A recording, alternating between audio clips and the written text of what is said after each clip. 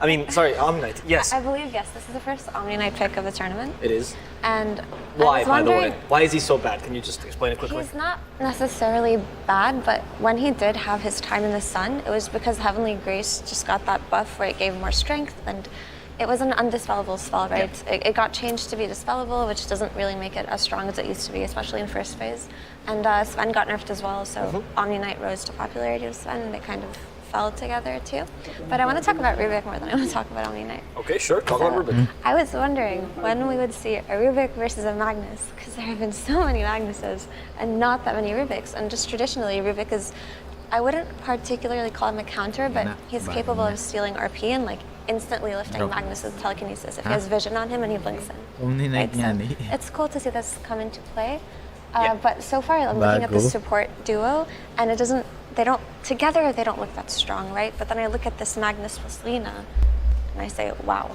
Right? Yeah, this looks super strong. To go back to your Magnus against Rubik point, because Magnus these days, and from what we've seen today, also they tend to go for the horn toss at one point, into skewer, the instant Rubik lift could break out that play you were going for, and also the cast range that you build naturally into Etherland, so might be one of the ways to actually counter the Magnus, because we've seen in the previous one where OG tried to potentially counter it with the Earthshaker Fisher. Wasn't really as effective as we expected, but yeah.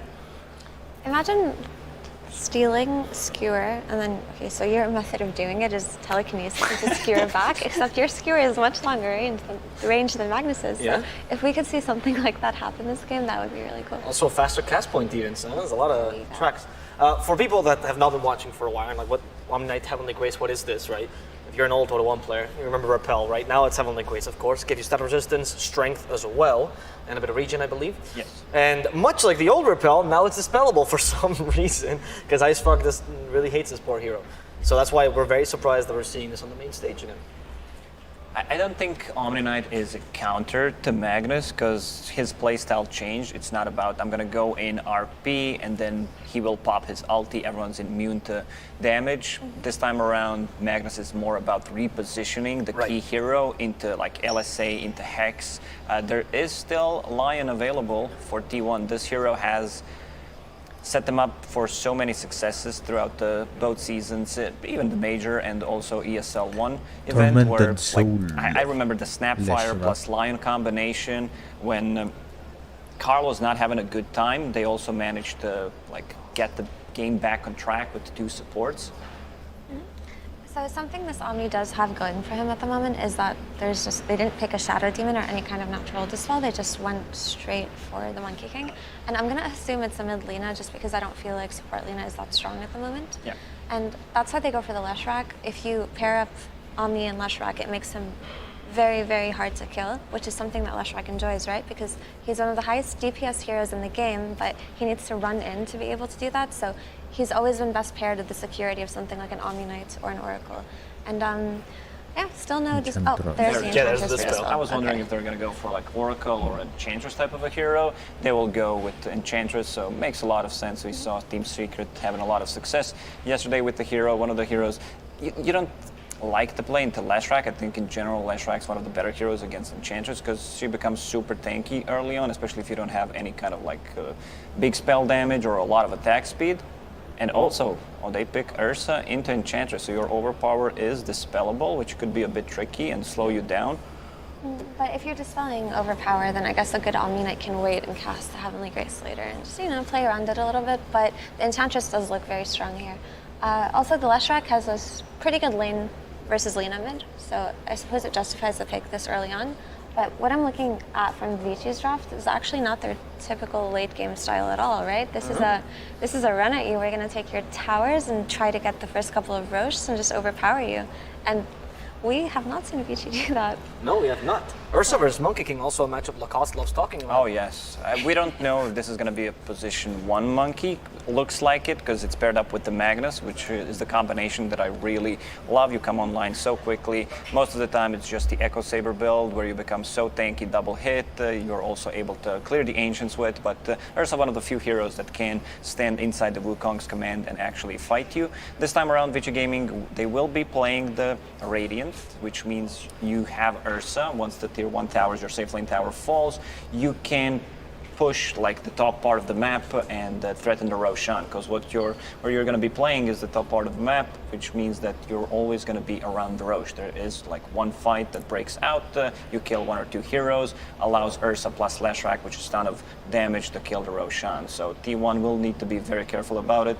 Enchantress can be that hero that scout things out inside the pit with one of her creeps, so this is what they will need to do.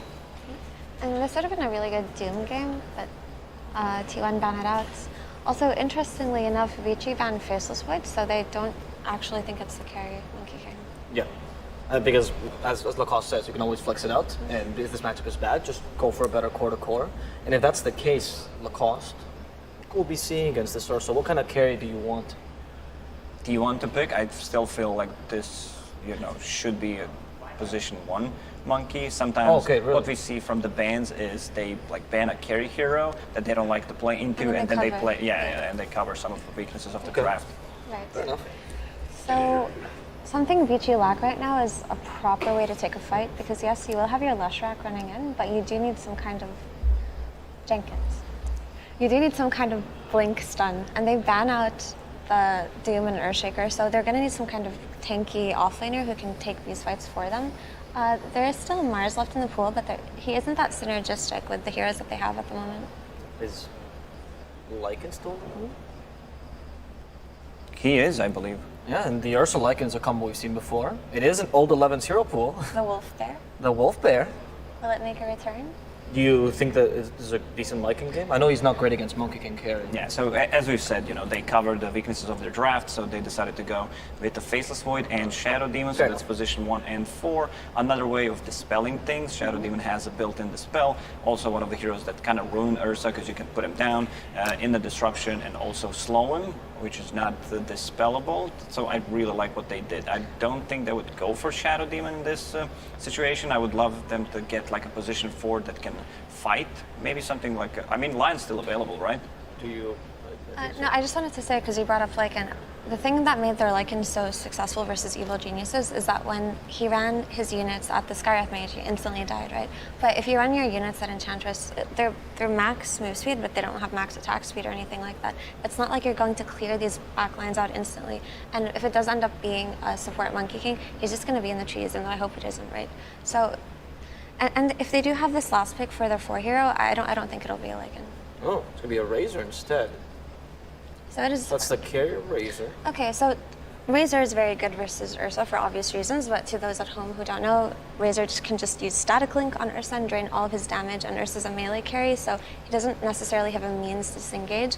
Also, Omni Knight and Ruvik are not natural 4-staff builders, but they're going to have to go to that if they're going to play versus Razor. That's a very good point. Could we get shot on Rubik to fulfill that role of a 4-staff? Eventually, That maybe could be that would do well. Thinking about the offlaners that can lane against Razor, there aren't many, because yesterday we saw Magnus was like the great pick. This time around T1 already has the hero. It's very hard, and that was the EG series that I'm talking about. Sometimes it feels really hard because most of the offlaners and what Vici wants is something strength that can like get the jump. Right. Because they don't have a way to start a fight. Ursa running in, possibly Leshrac running in with the Omni Knight's Heavenly Grace. It's a tough one. I'd say they're in a spot where I don't see the hero that could go like, wow, yeah, this is it. He's gonna have a hard time. So they might need to play for like, sack the off lane, but still get some kind of initiation. So a lane and the game are in contention right now. Yeah, maybe like a Legion commander, because I really love 11's positioning whenever he's playing. It's still not a good matchup against the Razor, but you gotta have something. At least you have a spear to like push Razor back. Yes, I wanted to say that Mars has become an obvious pick here because we see the Razor carry, and that's the only thing left in the pool that can be the Blink initiator, right? Elsie is just too defensive and doesn't really help with them running in. But they do pick it out. He rounds out the draft pretty much. Like, he can clear the trees of Monkey King, which is a bonus, so he can just knock him down, and it seems like a fine pick. I'm just concerned about VG Gaming's ability to outscale or outgreed T1. For you, Lacoste, tell me this. She's worried. Tell me the strengths of... I don't like that they also picked 2 range cores, with the Empower. I would prefer if it's something melee, so that's a big downside of their lineup. With this Mars, I think Vici Gaming that they have, I think I misread the situation with Mars being available. So yeah, I like that. And also threatening the Roche kill, choosing where you want to fight, resetting multiple times with Omni Knight and Ursa, like they like to go in and out of the fights. So yeah, I'm slightly favoring Vici Gaming. Do you think that the strengths of the template, if you talked about T1, are still true? Sure, but the Vici Gaming also has no cooldowns. They can keep fighting all the time. There's Mars Arena and Omni Knight's ulti, that's it. I didn't say T1 would play tempo, I said Vici would. Oh, sorry. Yeah. Apologies. Right. As we're getting into game number 1, we're going to get the coach interview that we usually do with Frankie, as she is standing by with T1's coach, March. Thank you very much, Avo. I've got March with me now, and I need to ask your reaction to that Omni Knight pick. It's the first time we've seen it here at TI10. Yeah, it is the first time we've seen it, but we were actually brainstorming ourselves too. And then we were kind of predicting that hero. So you didn't have to adjust your draft in any way to counter it? You already had it in the game plan? I don't want to say so much, but it's not a surprise for us. The meta has been developed around the Magnus, and it was something that we were thinking about it as well. Well, thank you so much for your time, March. Good luck. We are going to head it over to Cinderin and Sunsfan to get game number 1 underway. Thank you very much, Frankie. Sunsfan with Cinderin here. Vici versus T1, best of 3. Cinderin.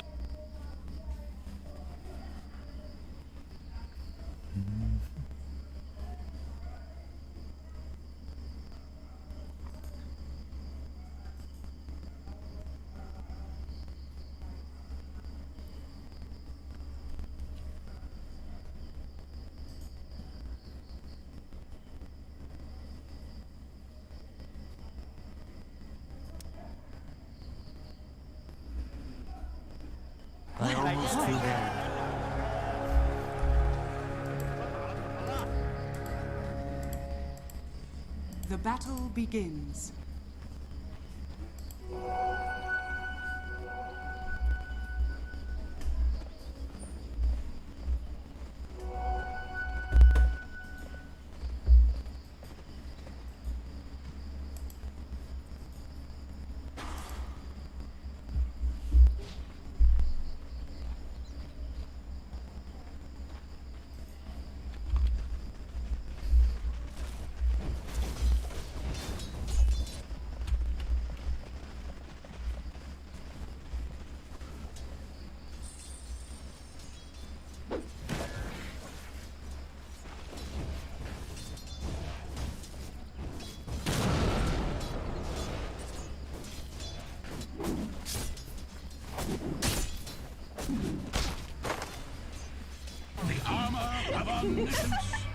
Don't run off.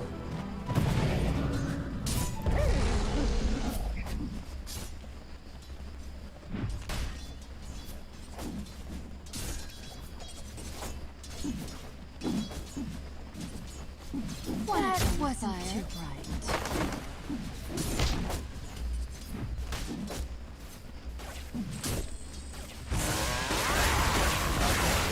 What effective?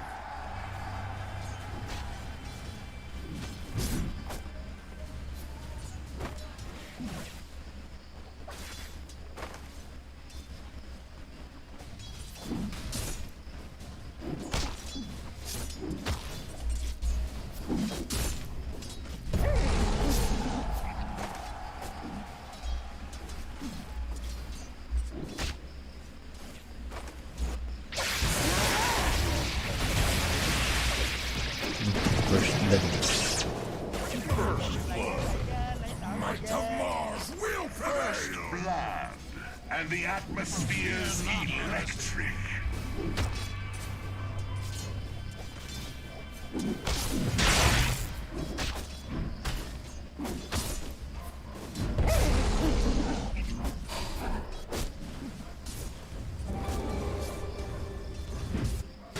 Dogs.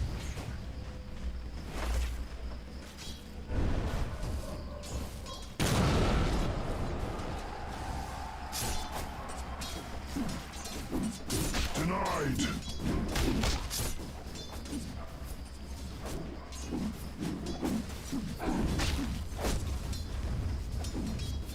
For justice.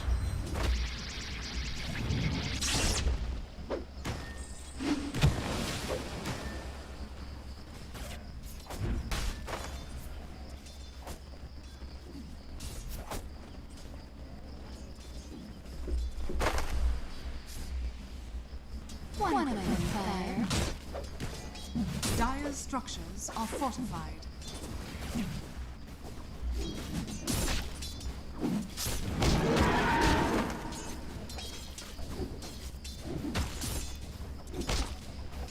That should help.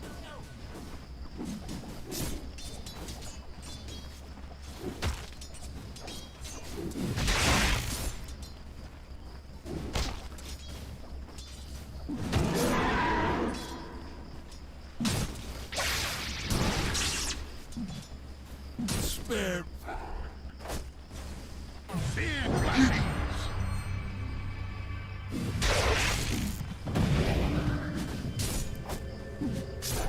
But I'm not Điều một vậy.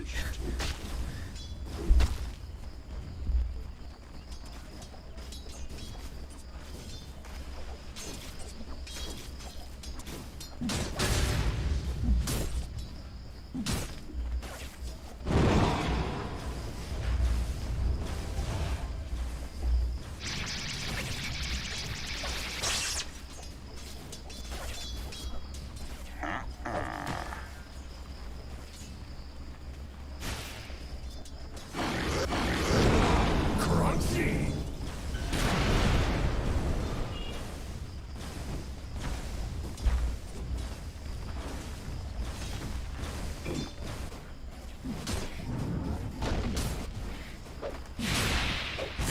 It's gonna be a water rematch.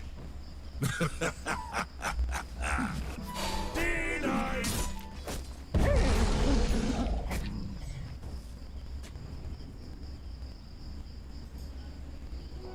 Money to burn.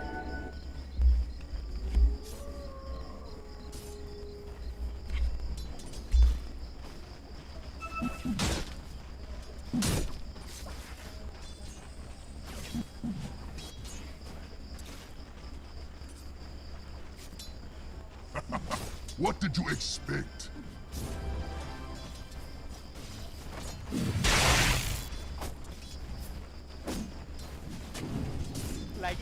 Помогите, помогите, помогите.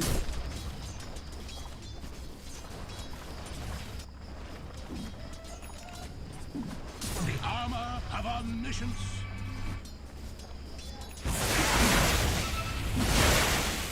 You're welcome.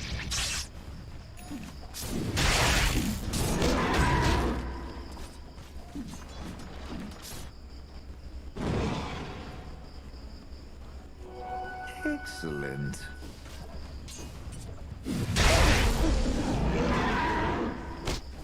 Radiant's middle tower is under attack.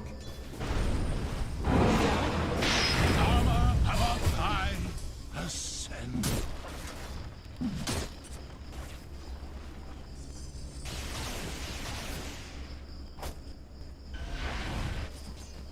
Radiant's middle tower is under attack. Помогите, помогите, помогите.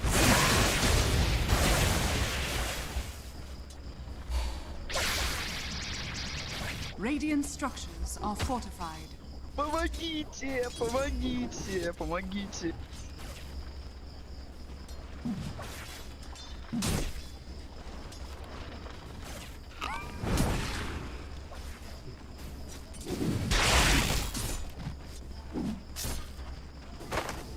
Illusion.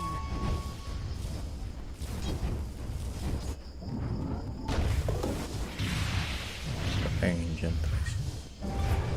Another petal fall. Your desolation and the world's are one.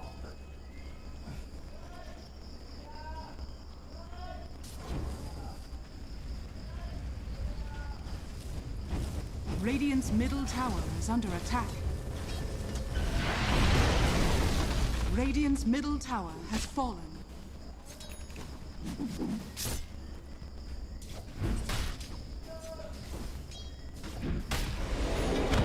All walls will break.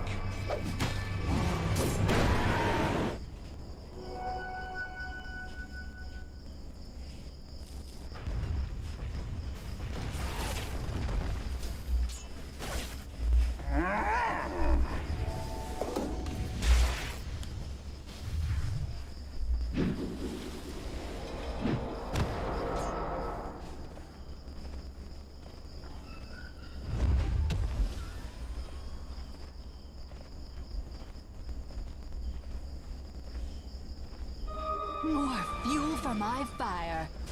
Huli ito.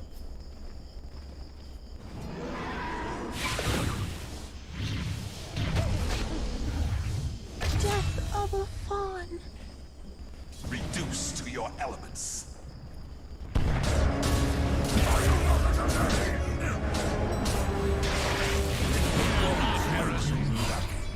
Come on, get up! Oh, you're dead.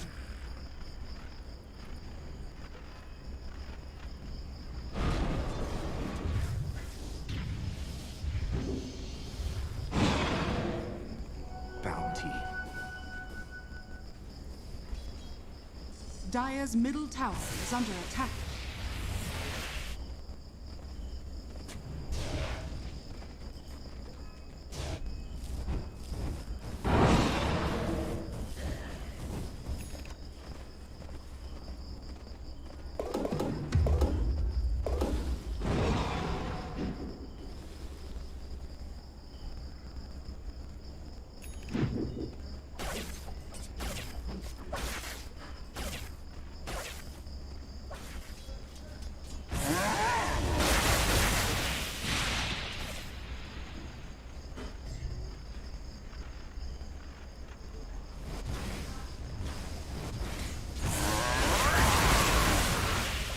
Denied.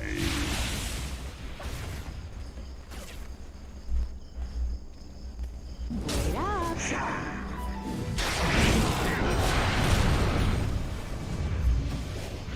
Radiant's middle tower is under attack. There you are. Regeneration. Nature smells course. Be gone, Lestrak.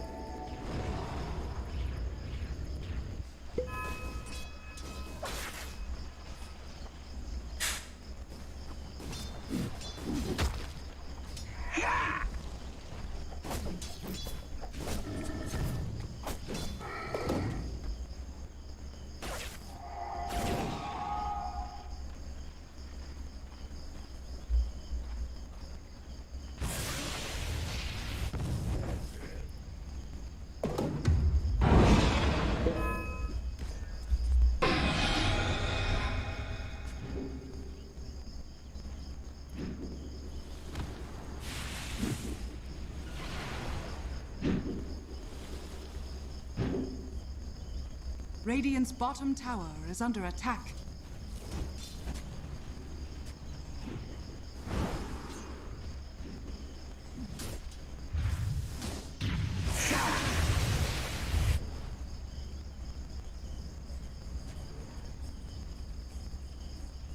Radiant's middle tower is under attack.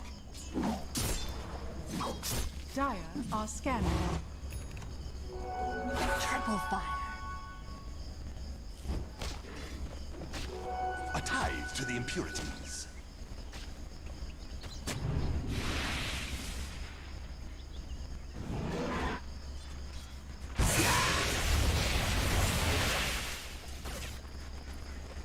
Помогите!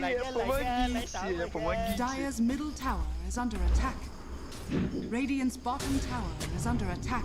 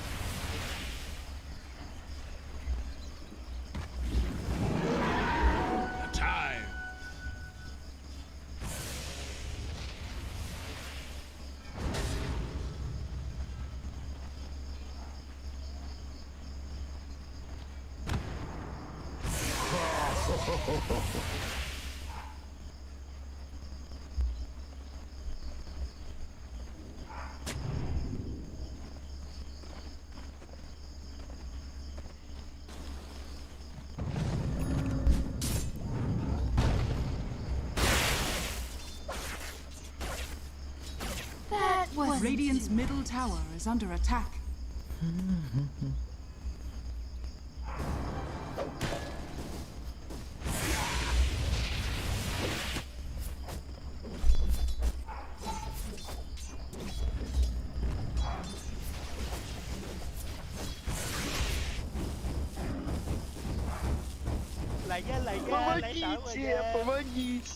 Dire's middle tower is under attack.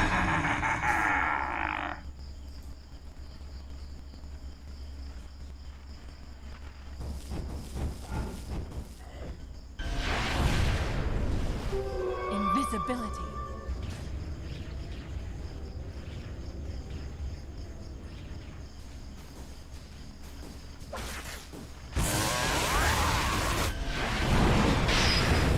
I am afraid. Dire's middle tower is under attack. Radiant's top tower is under attack.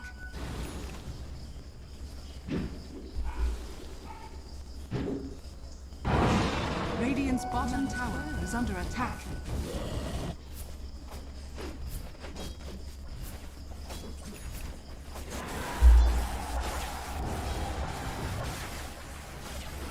Radiant's bottom tower is under attack. No sorceries avail.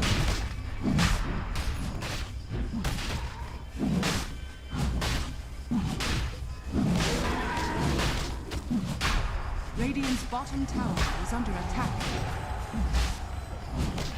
Roshan has fallen to the Radiant.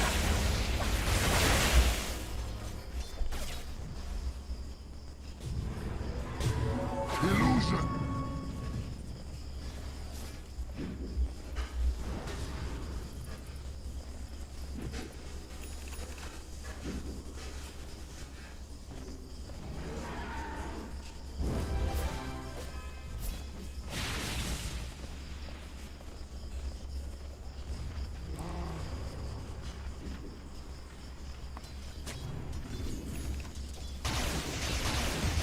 Radiant's bottom tower is under attack.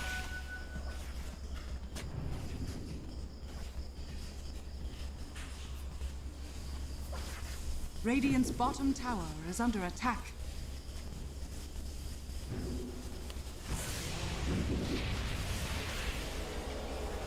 Dire are scanning. Dire's middle tower is under attack. Dire's structures are fortified. Radiant's top tower is under attack.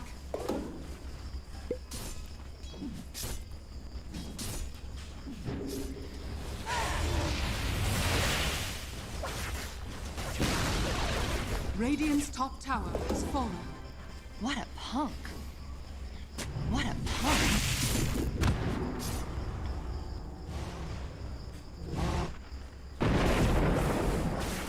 Dire's bottom tower is under attack.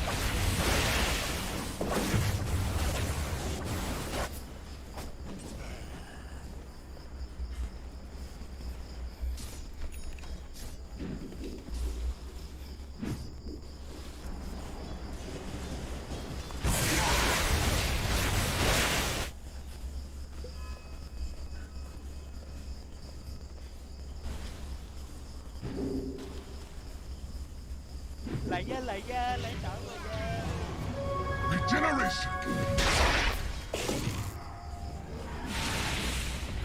A tithe to the impurities.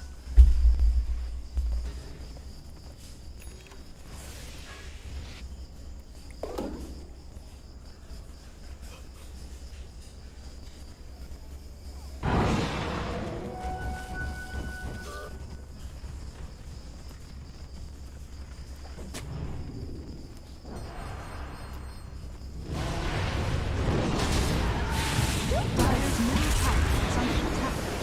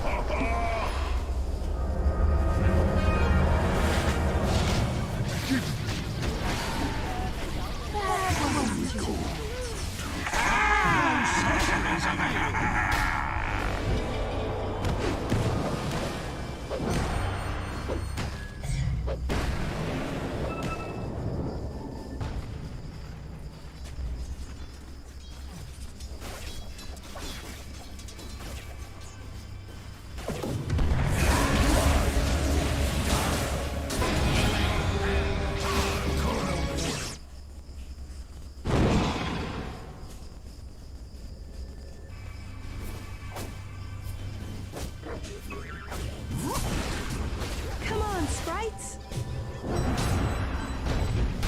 Darius Curry has been killed.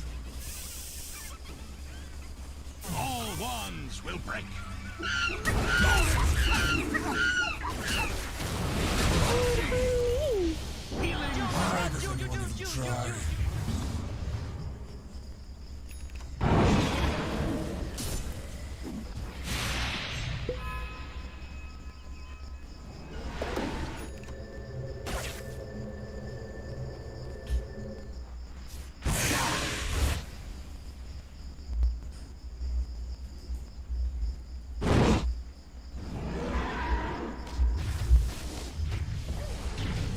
Radiant's middle tower is under attack.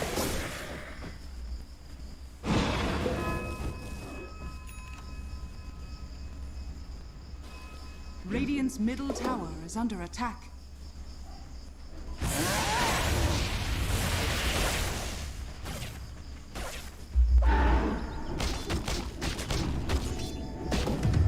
Dire are scattered.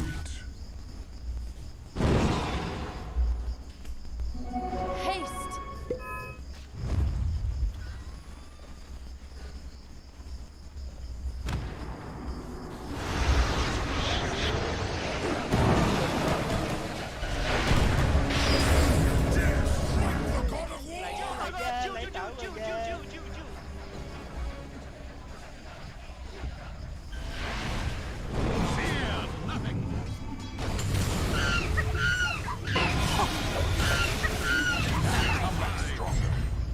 Sweet ablution.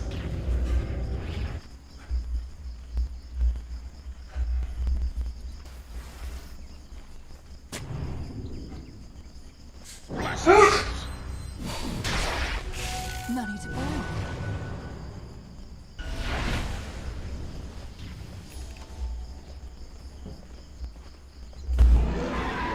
Regeneration.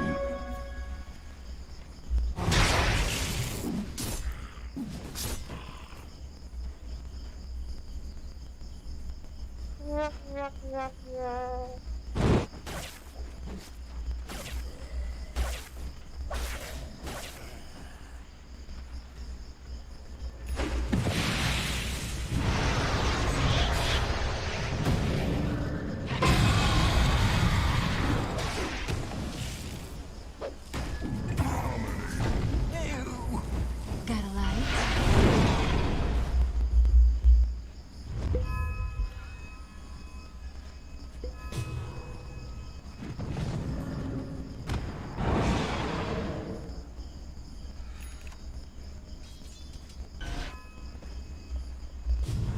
Nature attend us.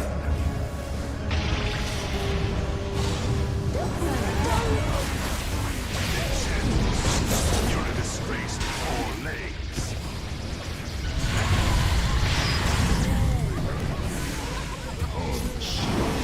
Darius top tower is under attack. Burns, doesn't it?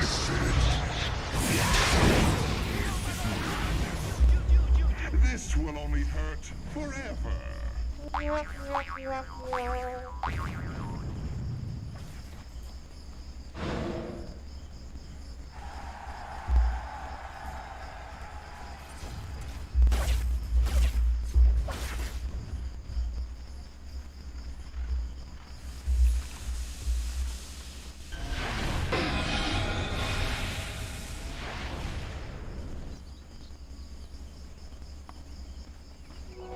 Excellent.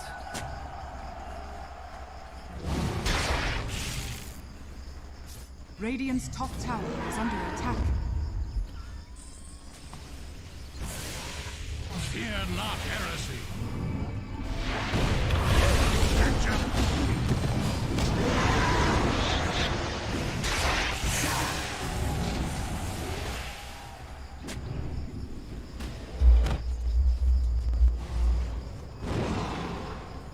Thank you so much.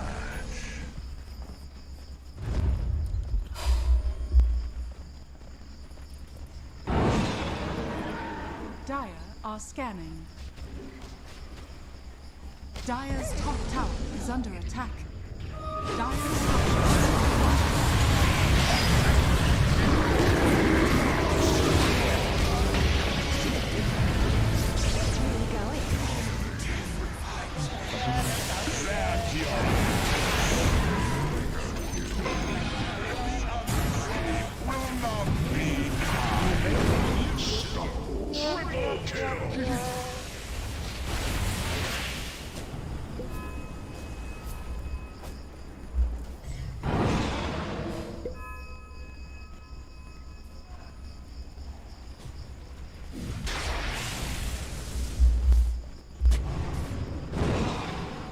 Radiant are scanning.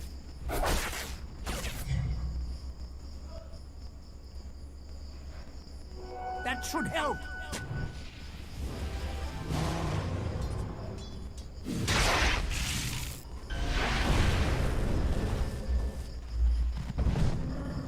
Radiant's top tower is under attack.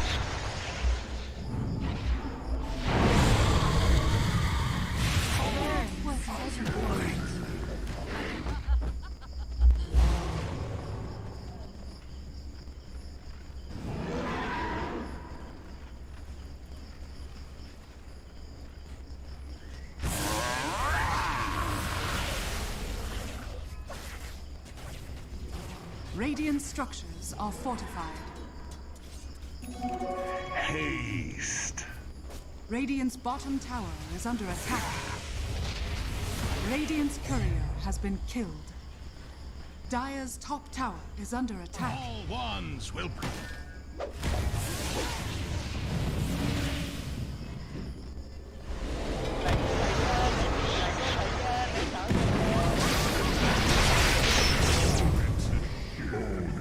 Burns, doesn't it?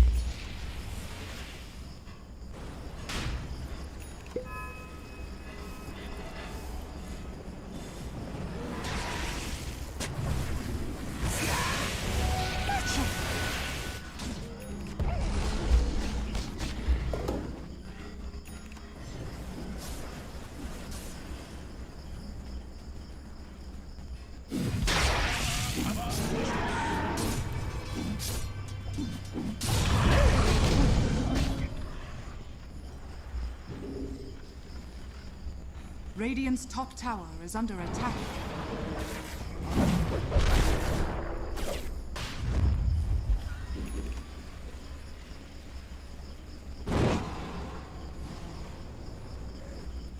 No sorceries avail.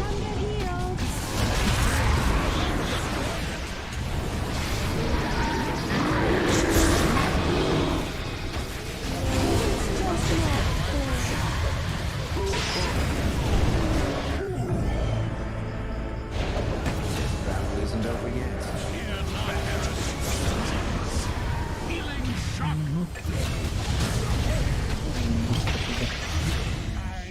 Triple kill. Nature's blasted core.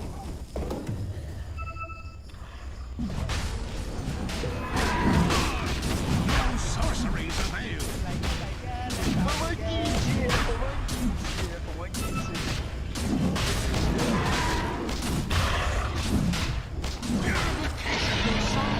Fallen to the Radiant. Dire's middle tower is under attack.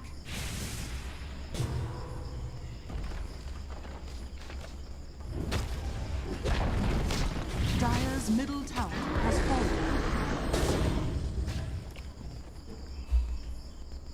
Radiant's top tower is under attack.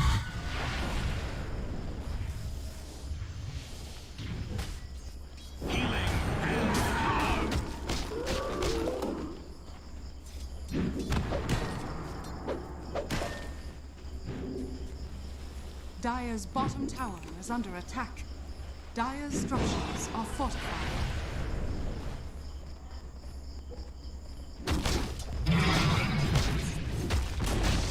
Dire's bottom tower has fallen.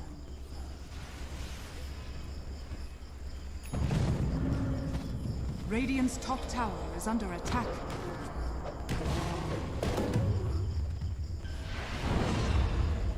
Dire's bottom tower is under attack. Dire are scanning. Radiant's top tower has fallen. Dire's bottom tower is under attack. Radiant's top tower is under attack.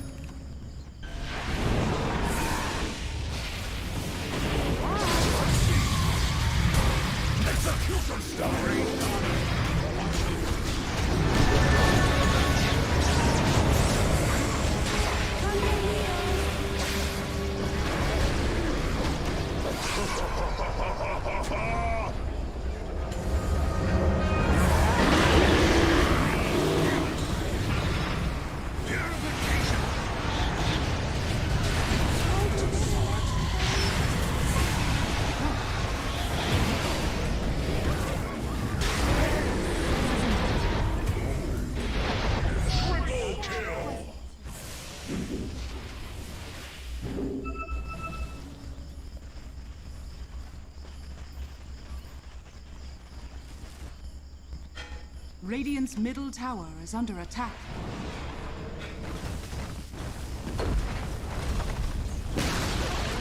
Radiant's middle tower has fallen.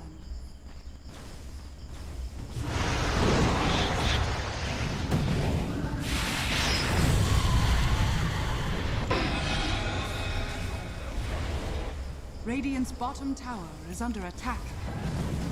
Radiant structures are falling. Doesn't even describe it!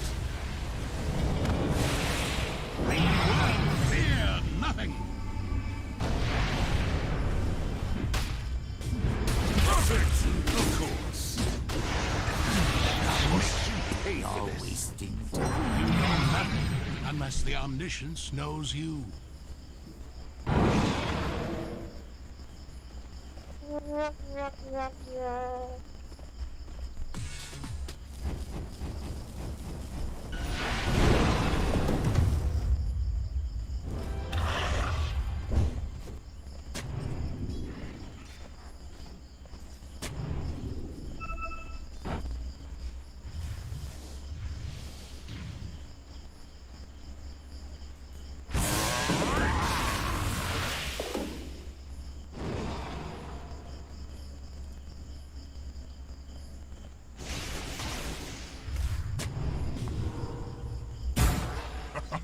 What did you expect?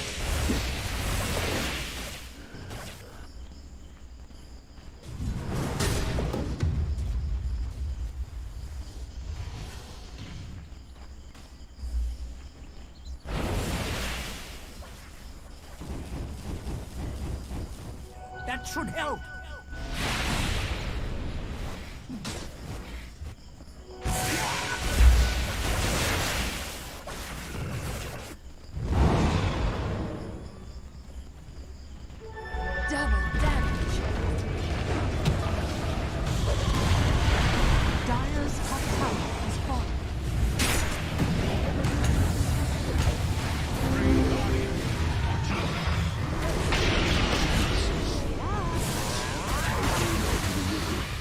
Your blood from my claws.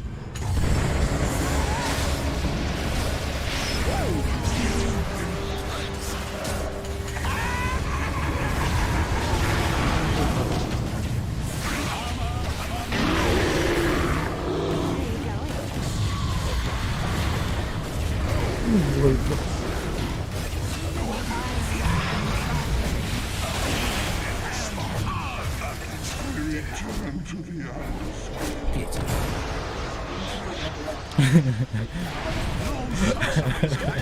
Galawan. Can Puno. May kwan? May life steal siguro. Radiant's bottom tower Ay is under hindi, yung attack. Jingo siguro. Nagkaroon ng Jingo. Walang life steal yung ano. Baka nag-trigger yung kwan niya, Jingo. Tapos nag-hit siya ng kwan, boundless. Radiant's bottom tower is under attack. Napuno yung buhay.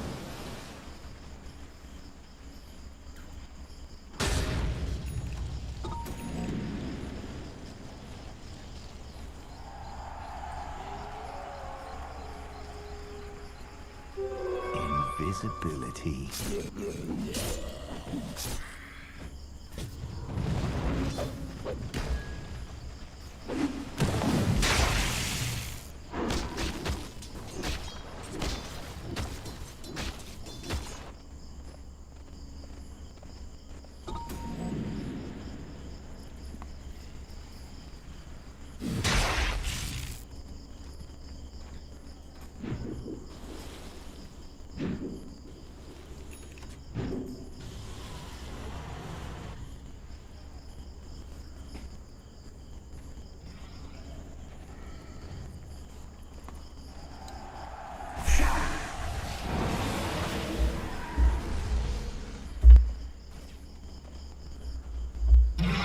No sorceries avail to the impurities.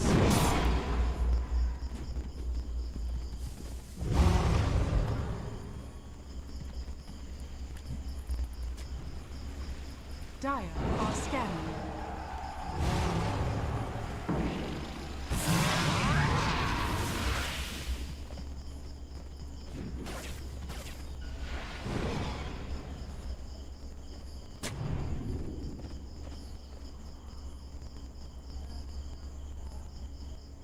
Money to burn.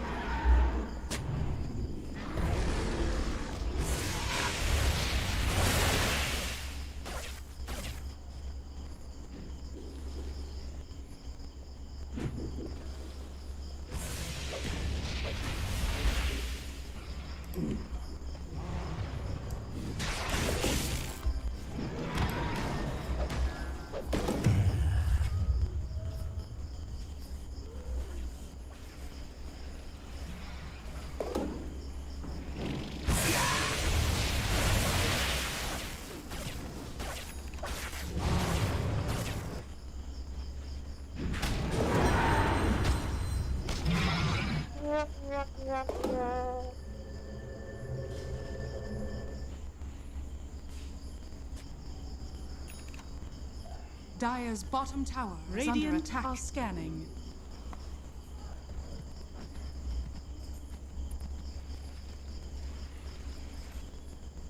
Dire's bottom tower is under attack.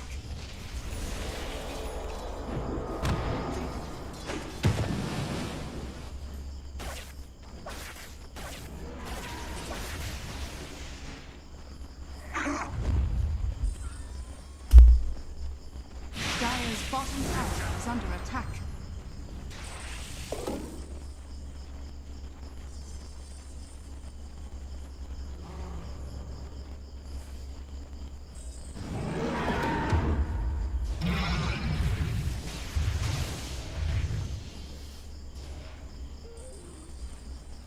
All wands will break.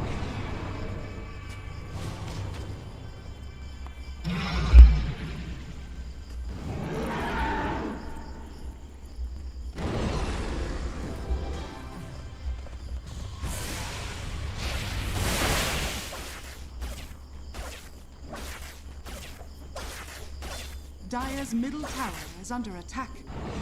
Dire's structures are fortified. Radiant structures are fortified.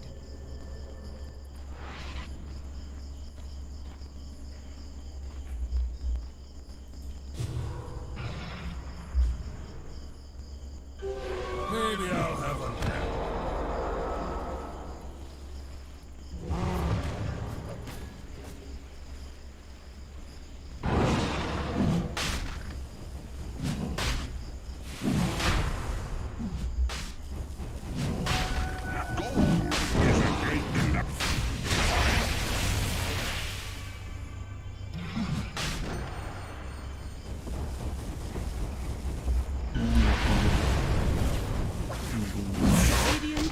scanning.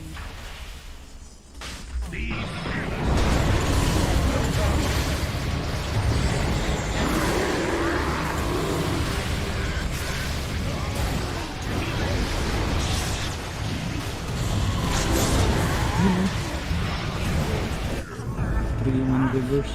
Can't wait to see what will happen next.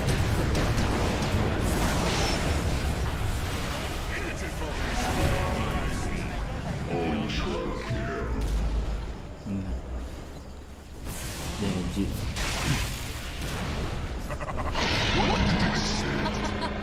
Immortality. Lấy tảo rồi nha.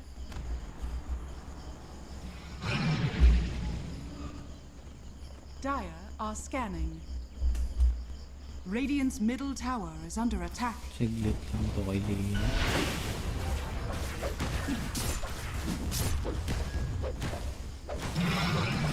Nature attend us.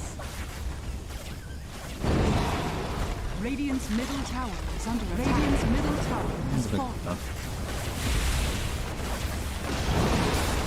Radiant's middle tower has fallen. Radiant's top tower is under attack. Radiant's middle tower has fallen. T1 1-0. Yung prediction? Sa kaya dalawa?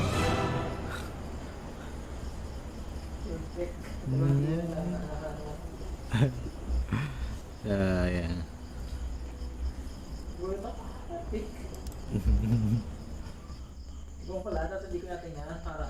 Para sige. Mag-drop pa lang yan.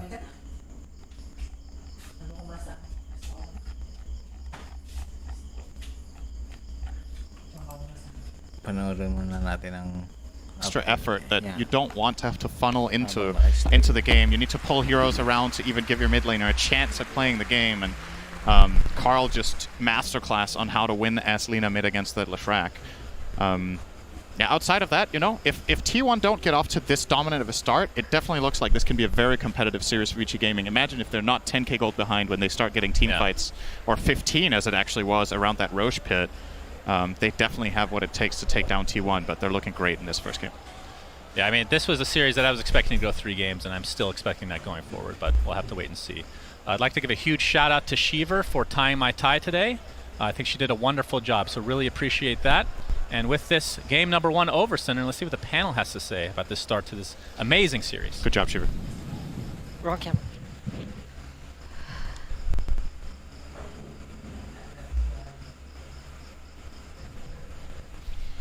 What a great game. T1 took the victory, and now they are standing at a nice 1-0. Now, one of the things that the casters had mentioned is that it was definitely a stun game. Lots of stuns coming out. We had Monkey King doing Monkey King things, Rubik stealing Monkey King's spell, and also doing Monkey King things. But what would you say was the winning point of the game? Wait, actually, forgive me.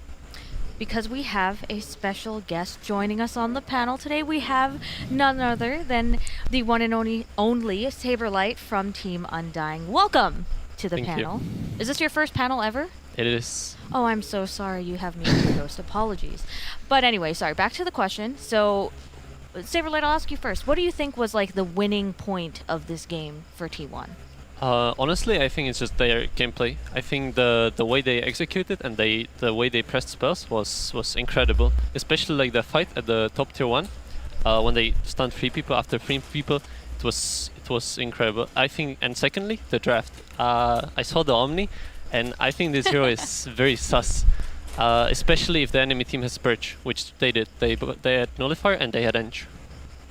So, would you say that the Omni Knight was a very unideal pick, but if so, what would have been better in that place? Well, maybe more stunts. I think the Omni Knight hero, it can work in some cases, but I think some regular position 5 could maybe work better in this game, but you know, Witchy went with their strat, and props to them for trying it. Alright, so AUI, what do you think T1 did very, very well in that game? I mean, it's a very high kill game. You can see that 21 on Lina. Who would you say the MVP is for this match? Who drafts for T1? It's Cuckoo, right? I think so, yeah. Yeah. Yeah, I think it's Cuckoo. I think the draft was just... Also probably March. I mean, Yeah. we talked about this the other day, but I think Korean coaches are just That's true. OP. And they also have one, right? It's just how it goes. You have a Korean coach, you're off to a really good start. I feel like, though, if you see Omnite Rubik supports, you're able to just abuse it with Enchantress. T1 is just so well set up for success. And they did it. I mean, at the early part of the game, they took over the map, and then they played T1 Dota. You know, they slowed down, they got their timings, and Avicii, they're trying to mount a comeback. They took some really good team fights with good coordination, but it just wasn't enough against T1. Yeah, we actually have one of those team fights. Let's cue it up. I believe it was the one in the Dire top lane. When it was shortly after Mars was in the base doing Mars things. So, Insania, can you explain to me like what the key point of this team fight was? I know that people were kind of yelling a lot when this fight was happening, especially toward the end. I mean, I know generally speaking Chinese teams really like this lean into Lesh matchup because she just sit back and just auto attack, but it didn't really seem to play out that way this game. If I'm being perfectly honest with you, I don't remember the exact key points of this team fight, but it looks like it's just going to be a bit dragged out fight where Ori's dealing a lot of damage. The Leshrak's not really in a lot of trouble with Alina taken out so early from the fight. He just seems to be able to output damage like crazy. So there's like a lot going on here, but it seemed like T1 had the upper hand, and then they kind of didn't at the end of this fight. What happened here? Well, this is the one where Zephyr actually manages to turn it around. It was a epic support fight. Right. Yeah, this fight, like Leshrak, even though he was 15k behind, I think he managed to do 12k damage this fight. Yeah. Which is insane. I think it's a lot of what you said is it didn't feel like... I mean, Lina's good versus Leshrak not only in the lane, but he also runs in and you just hit him a lot. Yeah. And he doesn't get to do that damage. This fight, I think it was actually really well executed by Vici. But at the end, Zephyr, it was just clutch, right? Like he manages to get that stun off and full heal team white. I also think it's the Mars versus Lina matchup. It's like really good for Vici that they had Mars, but once the arena is down, the Lina has free reign, so they need to kill him in the arena, otherwise they're in big trouble. So is this match a prime example of 5s and 4s being really, really, really strong in the meta? It seemed like supports were really the deciding factor in all of these fights. I think they were doing a good job of surviving. I think both team supports had really good positioning. And I know we talked about this before, but I think T1's team fighting is amazing. And usually, I think core players generally are fairly consistent in how well they team fight. But supports are really like, you can notice a massive difference in how they're used, how the teams use them. Some teams tend to sack their supports more, send them in early, have them die, make the fight easier for their cores. Other teams, like T1, you see both the supports are surviving all the way till the end of the fight. So I think there's the way they use their supports for both Vici and T1 stood out to me. So they both stood out because they did the same thing in that they were aiming for survivability, and when everybody else was dead, it became a support fight. Right. So do you think that when they draft for this next game, do you think that maybe they should be drafting for these supports instead? Because like Saberlight mentioned, Omni Knight was very questionable. So do you think that you'll see supports being picked in first phase, or? I think they came in with a prepared strat. I felt like they were ready to give away the Magnus, and then the idea was we have Omni Knight to respond for the physical damage, we have the Purge for the RP, and we have the Rubik that can steal it back. And we did see it come into play at some point where the Rubik steals the RP and he gets a massive turnaround somewhere in the early game. But it just seems like at the end of the day, the Mag just does so many other things that are so valuable. I feel like it's not even about the RP anymore, or even the Empower to some extent. Like they had 2 ranged heroes. They didn't really have anyone that uses Empower, so just a horn toss back to Skewer just seems like a very, very hard thing to deal with.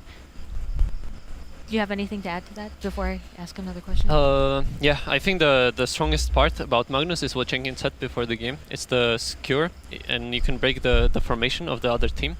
And about the supports, I think it's also this game, both teams, they kind of need to kill the enemy mid laner. The Lina and the Leshrak are the main damage outputs for both teams. So the supports can like sit in the back and enjoy, because everyone wants to kill these mid laners. And then like once they're dead, they can start focusing other people in the fight.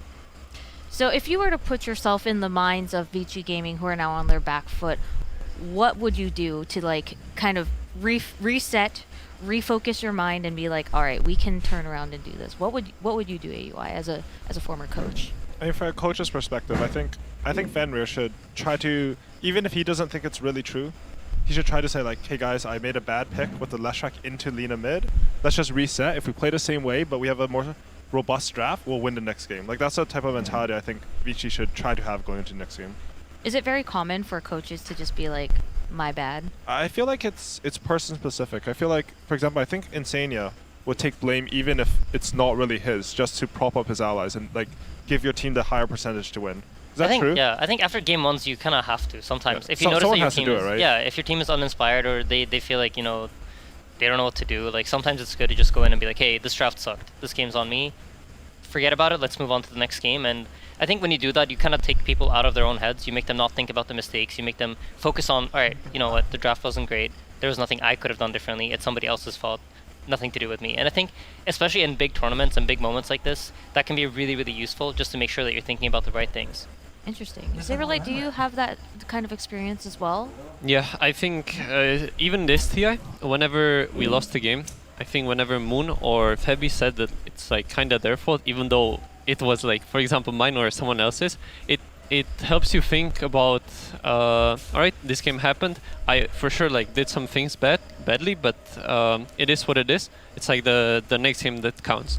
So it helps you reset and focus on the next game. Interesting. So it really shows like that team perspective, right? Because Dota is a 5-person game, and even the one person can have a point of failure.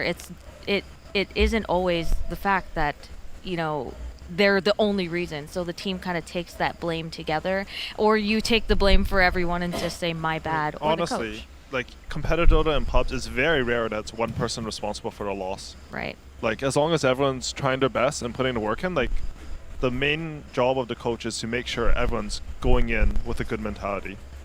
I feel like we've heard mentality a lot in a lot of these series, especially with like EG and Dr. K and, you know, the teams that are like hyping each other up, you know, like a team spirit, for instance. One of the things that both of you told me, and you were there too, we talked about it too with Jenkins Saberlight, you know, like they're really good at keeping that mentality, like positive mentality, and hyping each other up. It's definitely that. Do you feel like that's super important, or do you think that maybe like being like, oh well, I can learn from this instead? I mean, I think when you're playing during the season and when you're playing scrims, having like learning attitude and talking about what goes wrong is really important. But once you're at TI, you want to put that aside, because at this point it's like it's too late. You're committed. Whatever you came in with, that's what you got. But that's so hard. Yeah, but the beauty of Dota is that, right? Even if you get absolutely destroyed game 1, when you play game 2, it's even again. It's not like there's some like World of Warcraft where somebody has better gear than you at the start of the next game. It's dead even. So you get a reset and you get to play for free again from the start. So. All right, well, before we get started with this next game, let's take a look at some TI memories for Vici Gaming. 就是整个 TI 生涯里面最伤心，或者说最惋惜的一个场景，应该是在。那可能是 TI 6那年，我好像在以后面打的 TI 嘛，然后那年小组赛也比较顺利的。然后我们赢了 A 队以后，我们已经锁定前6了。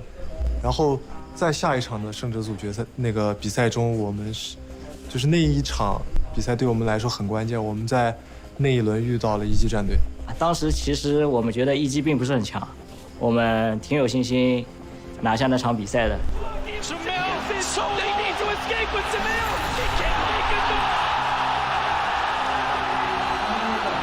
This rain track, that's going to be naked. EG going to need a miracle, not a position you want to be in if you're an EG fan right now.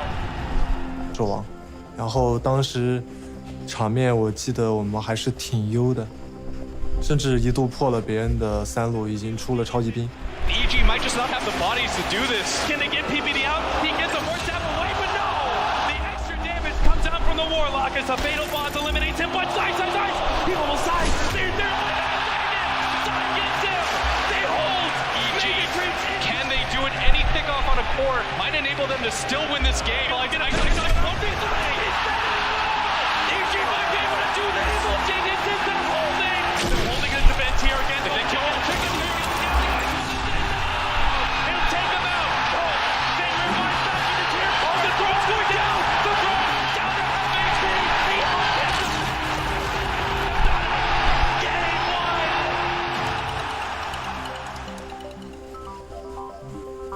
然后就被超级兵翻盘了嘛，然后就作为史诗一直被大家吐槽嘛，就领先特别多，然后被超级兵翻盘了。TI 上的超级兵翻盘。因为我跟艾斯艾斯的关系也好嘛，然后我就打完特别生气，然后就非常生气的指着他说：“哎，你小狗实在让我太失望了。”然后直接影响了我们那一把输了以后，直接影响了我们第二把的心态和操作，直接导致我们第二把输的很利落。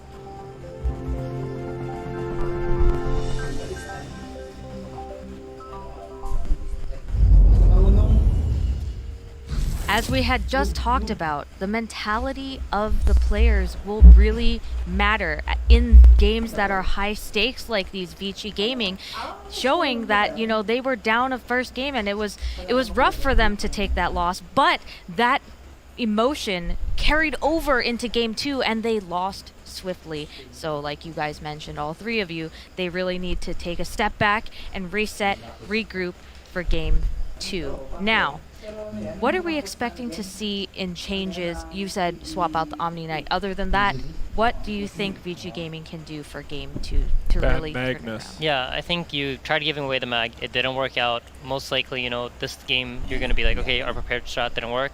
I don't think we can deal with this unless they've got first pick now and they can first pick it themselves. Interesting. Well, I don't know if we're gonna see this Magnus ban. They have 2 bans left. We're currently in the ban phase. We see Io and Tiny getting banned out. We are going to go ahead and But they want to run them over, right? What do you we think? are going to get started with this game. Apologies, sir. Vici Gaming versus T1 Game 2. Pretty well, but you might want to just reorder discussions already. Hello and welcome to game number 2 between Vici Gaming and T1. We're the draft panel and we have changed the cost for Effie, Canadian Effie, sorry, apologies. And we have Effie here. He had some issues, if you know what I'm talking about. Yeah, so we decided that for this draft we should get people who play Dota till 4 a.m. as opposed to studying the team so you can get the best information about the heroes. Jenkins, how do you feel about that statement? I think you should put people on blast for a million people. Right, well, you know. I'm the host. If he's Canadian Effie, I'm Jordanian Jenkins. Oh, look at this. These guys actually behind the scenes are best friends. They spend the whole time outside of the panel holding hands. So, Vici versus T1. That is not COVID safe. That's not true. And they socially distance. Exactly. Vici Gaming versus T1. What can you tell me about the expectations for Vici Gaming this game? Because they need to win this. I think the Omni Knight was interesting. It was an experiment, and it's likely that experiment, they've decided that it was a failed experiment. I think it's a 39% win rate guy. And you mean in Dota Buff? On Dota2ProTracker.com. Did you know that he has a 0% win rate in TI right now? Yeah, that doesn't surprise me. You can purge all of the spells, which is quite an issue, and there's an item that you can buy that chain purges. That's one problem. Yes, he lost 1 out of 1 game, so absolutely 0% It's awful. And those stats are not good. Yeah, no. No, but I'm glad that Vici's going back to basics because Weaver is one of the best heroes that they had during groups, was one of their highest win rate heroes, and I don't know why, but during main event, Vici just strayed from their comfort, right? They were first using 11's heroes and they were picking their Weaver whenever they could, and it feels like they tried to be a little bit more experimental, maybe because they thought that they were studied. But I think for this game, they have to just play what they know. Actually, a little tidbit for you, Effie, about PYW. He was one of the innovators of Weaver support back in the day when he was on Serenity, and that the hero started getting picked up a lot. So that's why he's so comfortable on the hero. It was back, and he's like, this is my TI, which I know you believe, Jenkins, because you have a great belief in Vici. May I say something? Okay, sure, other Jenkins. There was, Jordanian Jenkins, thank you. Apologies. But there was a tweet that I remember by Jenkins. He said, I think Weaver is overpowered. Jenkins, what do you think of that tweet about you? I was right, and BSJ claimed that tweet immediately, as he does with things. He claims things as his own. He claimed he was North American, all of a sudden claims Europe as his main region. He did show me a European passport, which she had just taken off some random He's person. biased against everything. And so with Weaver, you know, the most annoying thing about this hero, honestly, the Aghanim Shard, that's probably the most busted thing about the hero. You just can't counter it with Ghost Scepter. Invis doesn't counter it because it literally reveals. Yules doesn't take it off. Like, you have to sit there and hit the bug, which now that you have the bug hit talent, you get both the bug hit talent and the minus armor talent. Before, you had to choose between them. So the bugs are just incredibly powerful. And that's... I know you said before, or you can answer this, Effie, that Swarm is one of the strongest minus armor abilities in the game. It is. Absolutely, and with the whole the Invis reveal that it does, it's just given it so much more utility as a support, which is what you want. And before, when Weaver was played as a support just for his Aghanims, not the Shard, the Scepter, the issue with that was that it took time to come online, and then if they had some kind of draft that could hyper-focus on him, it would negate a lot of it away. But now that he's not even being played for that, his Vessel or Urn plus Shard timing is really fast. So I consider him a fast hero now. We've spoken about Lina a lot here. We get comfortable play for Ori, and also a hero that has no bad matchups. Do you believe that, Jenkins? If he likes to say it. I think that's true. I do think that's true. So I think over the years, mid laners have gotten a lot better at playing in general. I remember speaking with Gunnar about Lina versus TA back when there were like no changes and TA was considered to be like somewhat of a Lina counter, but then just it progressed with no patches so that Lina countered TA. And I remember him telling me something along the lines of like, you buy an extra Fairy Fire, something like that. Like, you literally just need that little bit of extra damage, something like that specific. And I think the mid lane has been optimized to that point. And then on top of that, the runes also really help Lina. Like, she abuses the runes. Worst case scenario, she hits you and just pushes the wave and then farms jungle. Can I add to that? Because you were actually making the same argument at a point where we were starting to say that Ember Spirit actually beats Monkey in the lane. And you were saying that exact thing, that it was because of the optimization of Ember Spirits and the armor, of course. Did I say that? That sounds smart. I don't think I said that. You did, actually. It was in the DI rebroadcast last year when you did it with Munda. Oh, all right. That's another one of those matchups. I mean, I'm not a mid laner. I'm terrible. But they've figured it out. They've optimized it. I think the big thing with the Ember matchup was that they would push out the first wave with Flame Guard and like take the hits from Monkey King, but you then just choose to push it. And that sounds so simple now, but like back then it wasn't. That like wasn't the thing to do. Effie, can we look at the T1 draft now? Monkey King Lion. What are the strengths of this opener? So this opener is incredibly versatile just in the Monkey King pick alone. We've seen it succeed as a carry, and we've seen it succeed as a support, right? Yeah. But vision has been so important throughout this tournament in that we've seen Beastmaster, who typically hasn't performed that well, excel in certain games where vision is the name of the game, right? We've seen Monkey King be able to just by scouting the backlines and choke points or Roche, just give so much control to heroes who like to hit from a distance. So we can see it paired up with something that's kind of long-ranged, like Alina in particular, but things like that. Or maybe a hero like Shaker who needs a setup for some kind of jump. And the Lion, he ticks a lot of boxes, right? He just gives you the hard disable that you don't need to worry about in your draft, but he's also a bit of a deny pick because then you're more concerned about picking the Spirits, who are incredibly popular mid laners. So, now we're seeing Vici Gaming's draft. We have the opener back again to being a safe. The Weaver Lina, very typical Vici draft. How would you follow this up? What is it that they do, Jenkins, as a team? I think they need some setups done. That's pretty important. Lina, the Yules build is something you just like never see anymore. So, Monkey King, obviously it's picked on the other side. That's a decent. Okay, that's all right. So you can like have the Elder Titan sitting in a side lane, and then he's obviously going to throw the Spirit out occasionally and maybe try to sleep you, and then like one of these times that you get slept, Lina shows up and kills you. So it's nice to have a few heroes to play around. I remember when Lina was being picked as a 4, some of the best teams would pick it where they would have a mid laner that could set up and then a side laner who could set up too. So they'd have like a DK and then Lifestealer back when he had the slow. And that was how they would combo, where like Lina could go to either lane and get a kill. And now I think the same thing works for the mid lane because you rotate from mid. But now also just consider all the damage amp that this Lina is going to get. I really hope it's just a core Lina, like there's no way that it isn't at this point, but Elder Titan, his aura removes armor and it increases magic damage, right? So Lina, a core with mixed damage who does insane physical damage but also magical damage, these kinds of cores like Luna and Lina benefit so greatly from having an Elder Titan on their team. And paired up with Void, this is a tested combination. You just are splitter into Chronosphere and then you throw out your Spirit and it just buffs everything that goes on. It's looking pretty solid in terms of damage output right now. Minus armor on the Weaver bugs too, and Chrono. That's like nothing to scoff at for sure. Like I really like this Vici draft so far. It seems like easy to execute. There's a lot of combinations that they have. They do damage. They have team fight. Like it really does tick all of the boxes. I hate to, repeat. No, you're right. It's like all of the boxes are totally ticked. So they do pick DK, and DK's a durable type of hero who also just provides the tower damage that they didn't have going for them in the draft so far. But the thing is, like, we were talking about all of this damage coming out of Vici. Dragon Knight's gonna get shredded. They're not gonna have issues dealing with him later on in the game. So now T1 have to play for a bit of a timing where they can kind of push behind this Dragon Knight before he just dies. Because Lina is typically a hero that loves to build Silver Edge too. That's usually her third item after BOTs and BKB. So I'm not sure why they liked this DK so much here, but I guess they really did need to fill that gap.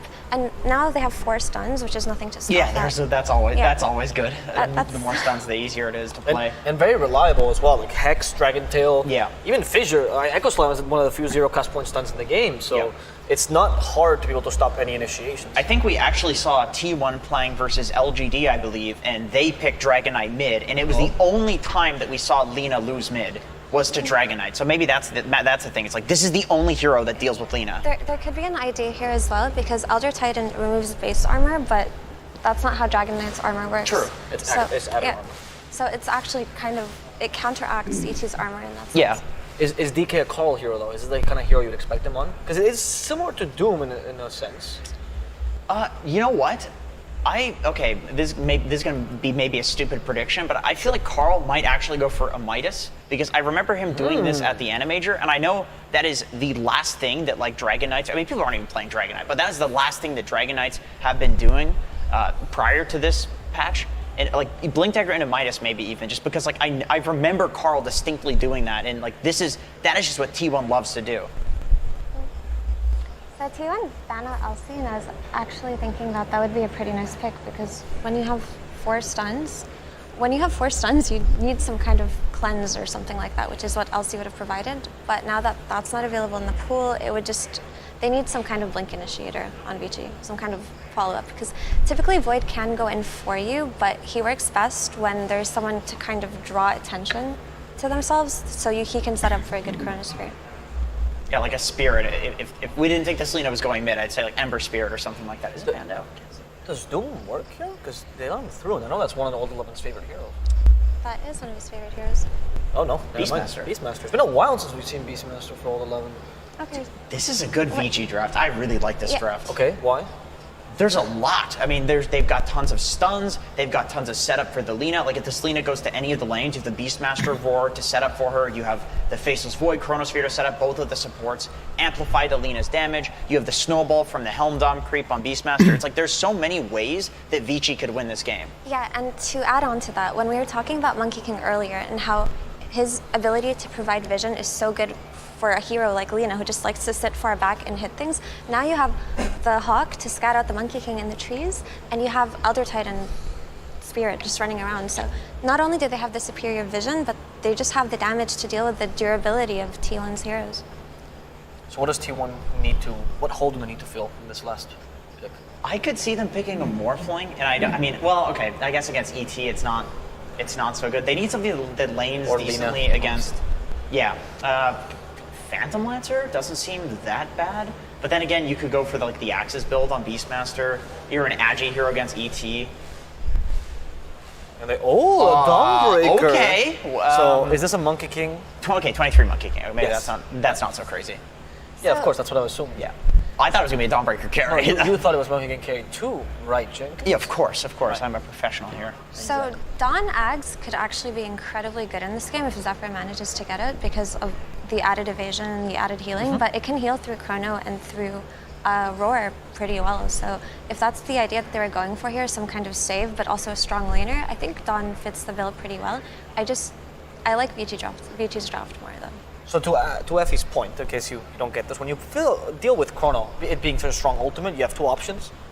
Phantom Lancer, for example, that just eludes it or avoids it, or alternatively, you mitigate it. And Dawnbreaker is trying to mitigate the damage in the Chrono, right? True, Nichols? of course, yes, of course. Dawnbreaker, very good against Faceless Void, although you don't stun when you ult into the Chrono, which is a bit annoying. Yep.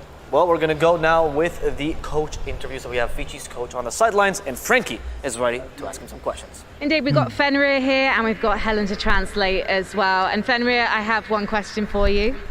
How important was it for you to secure Lina for Ori's mid lane this time? And was it also very important to deny Carl from having her? 只有一个问题，对你来说抢 Ori 的 Lina 有多重要？同时，把对面 Carl 的 Lina 抢了，也会不会很重要？怎么说呢？可能第一盘他的 Lina 确实。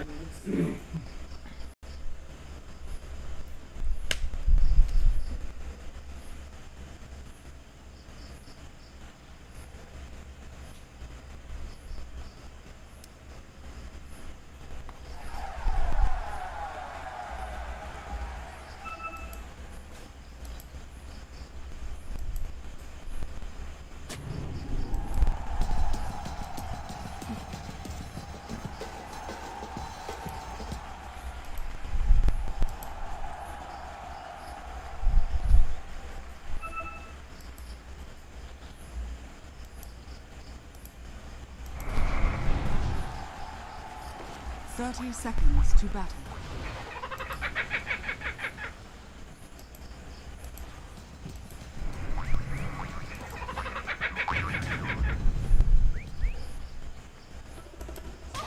You fought and you fought and died. Помогите! Помогите! Помогите! Помогите!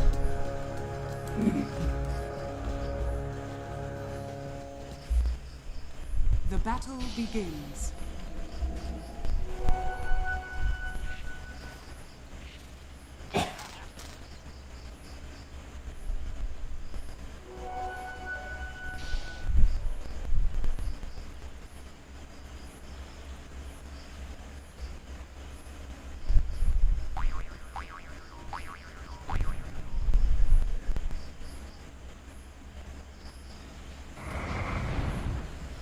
Carry yung Monkey King.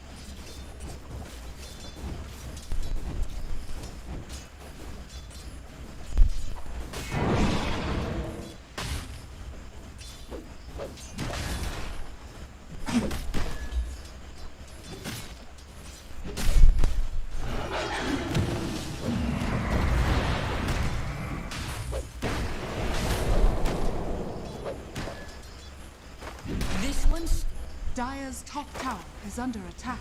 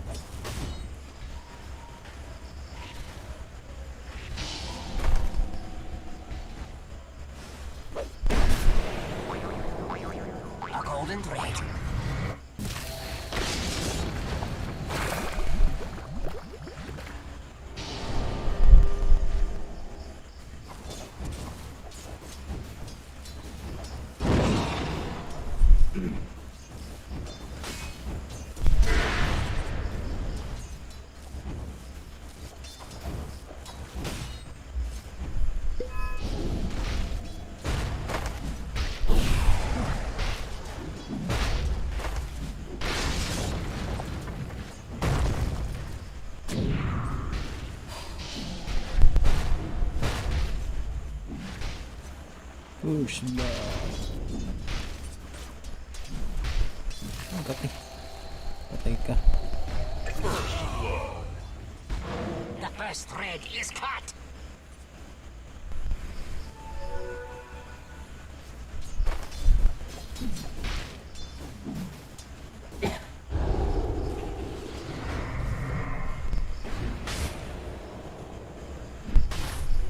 Money to burn. Fought and died with honor.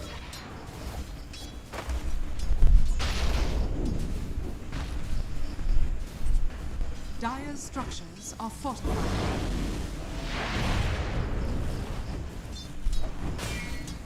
I don't think so.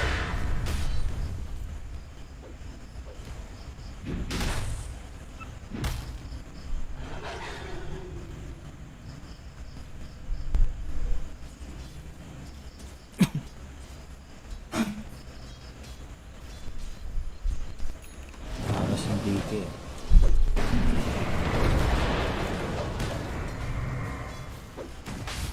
Radiant's courier has been killed.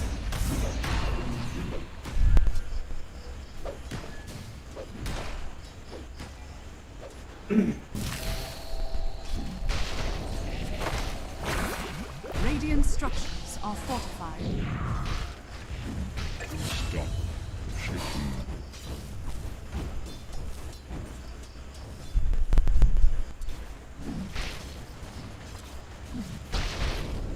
Denied. I take you.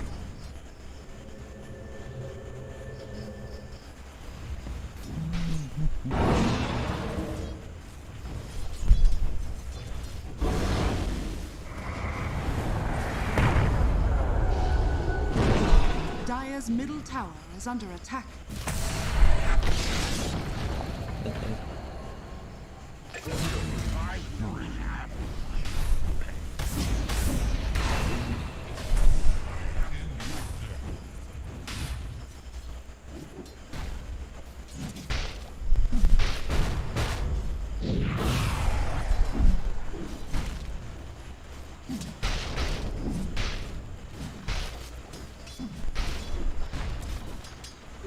Invisibility.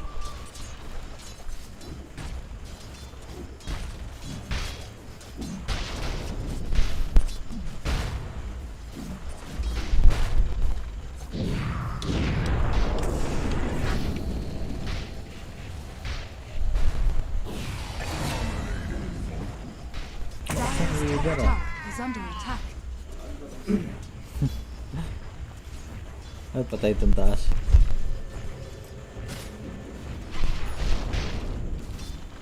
Buti mo nga nakatalon yung blue.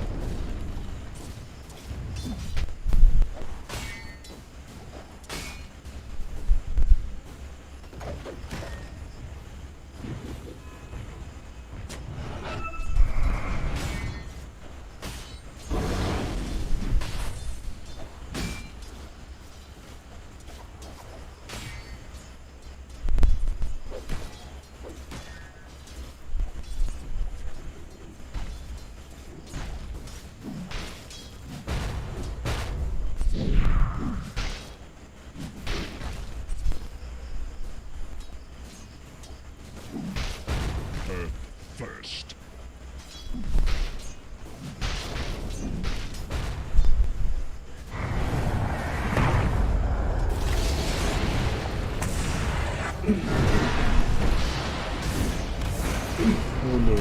Put me out. Oh, come on, you're dead already.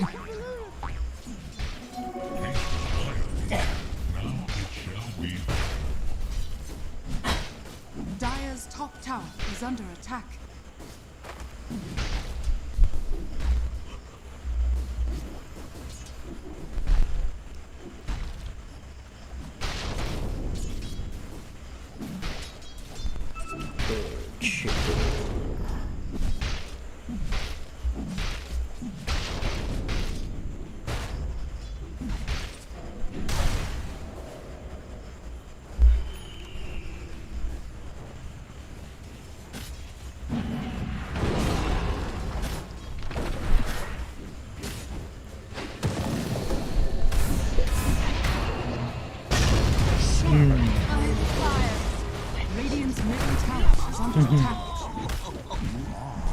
Nadali si Weaver. You're almost as good as me. Yan, nataba na ng W.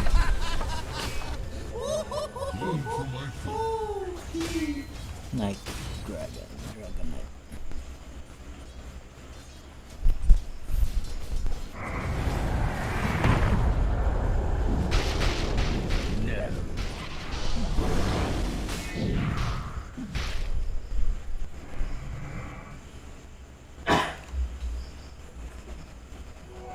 Yes.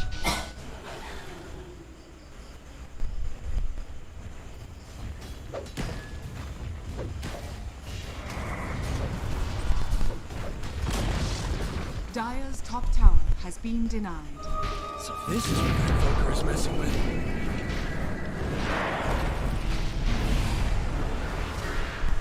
Oh, become raid ka.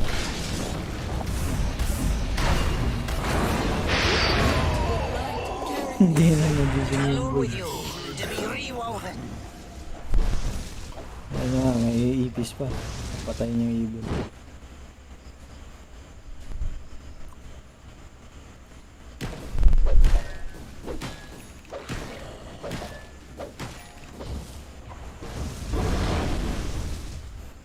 Dire's courier has been killed.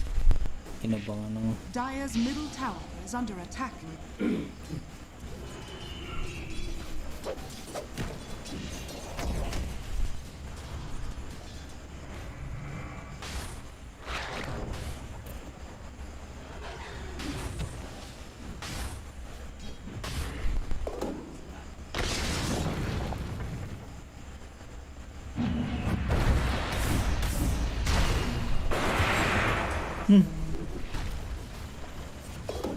Mapinger.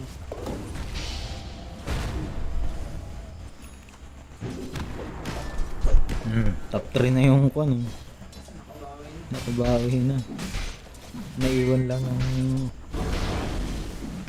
Lina yung mid.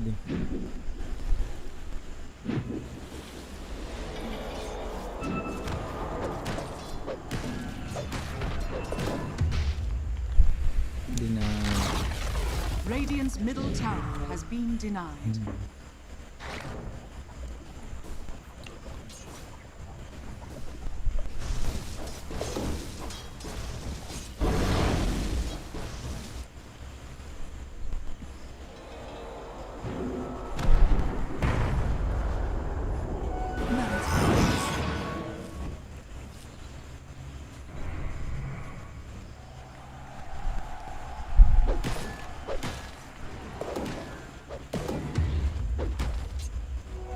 Money changes hands.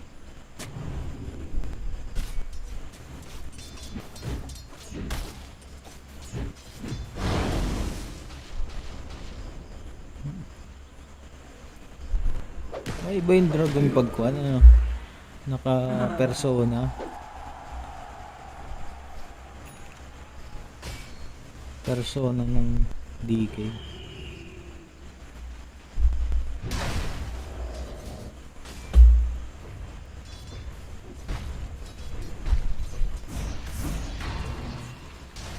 Radiant are scanning.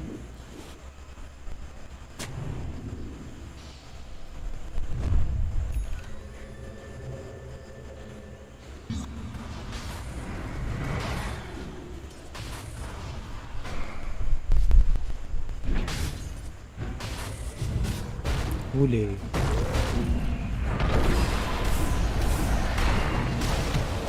Hindi na nakapag-stun.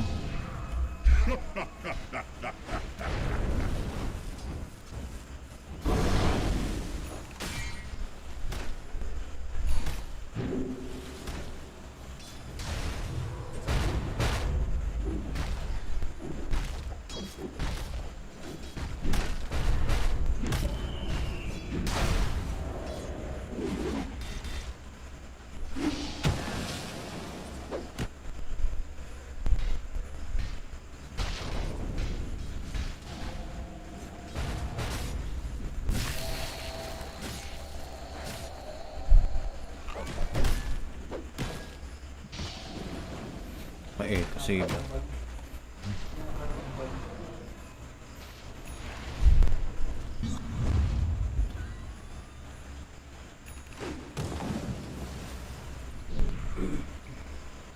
Dire are scanning. Udah, ini. Bang. Delete those eggs. The bells of ruin.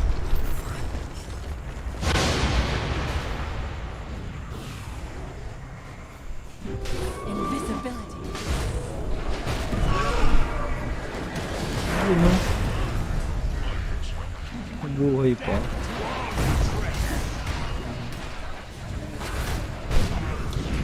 Ay, kuno. Pinatay lang yung ES. Tapos wala.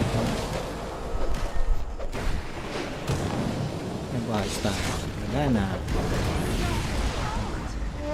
I could do this all day. Kaya iniwan yung DK. Wala.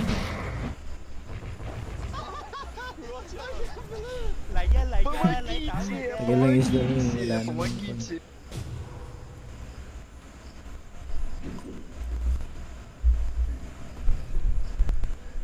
Sayaw-sayaw yung dayan. Yes.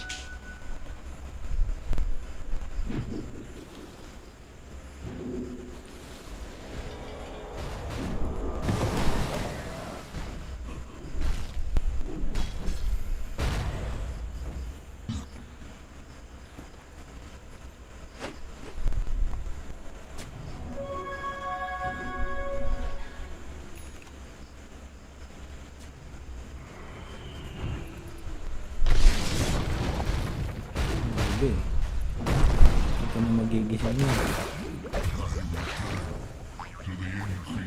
Dire's top tower is under attack. Radiant's bottom tower is under attack.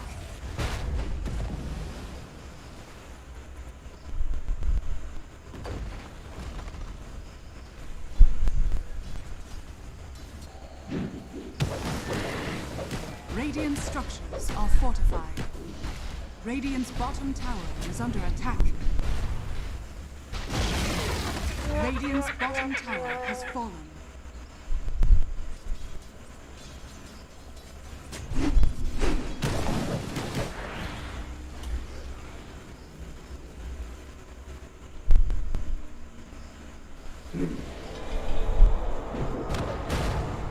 Radiant's bottom tower is under attack.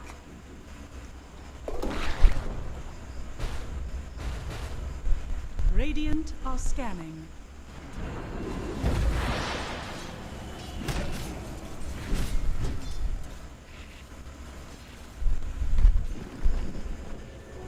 Bounty.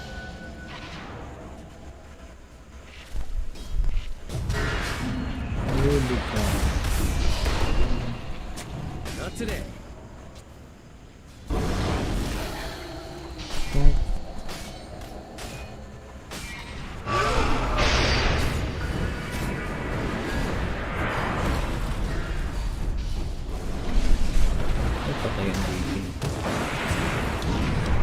Sino buhay pa? I was made for greater things, but someone told me to stop. Yari ka. Buhay pa.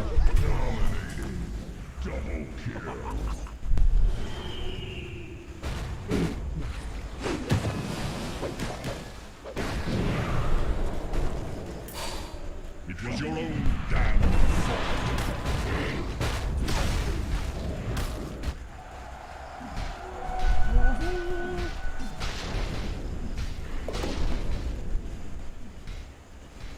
Radiant's top tower is under attack.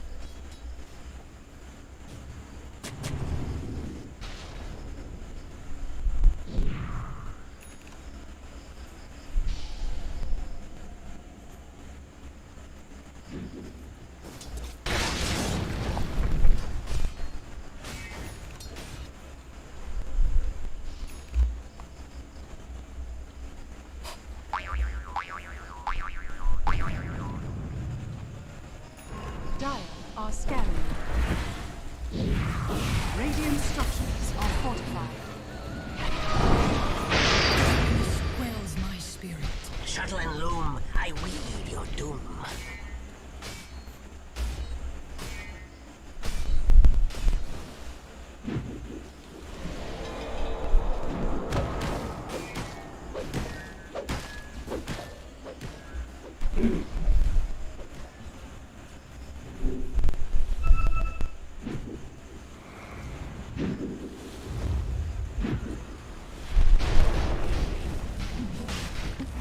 Girl, shit.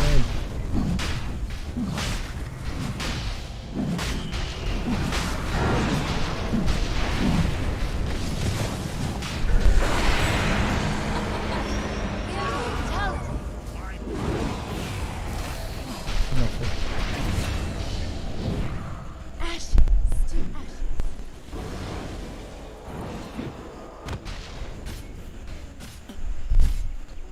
Money changes hands. Money to burn.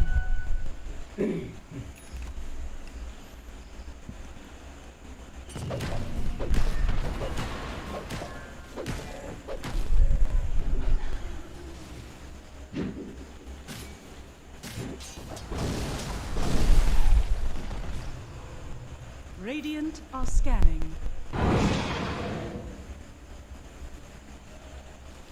Radiant's middle tower is under attack.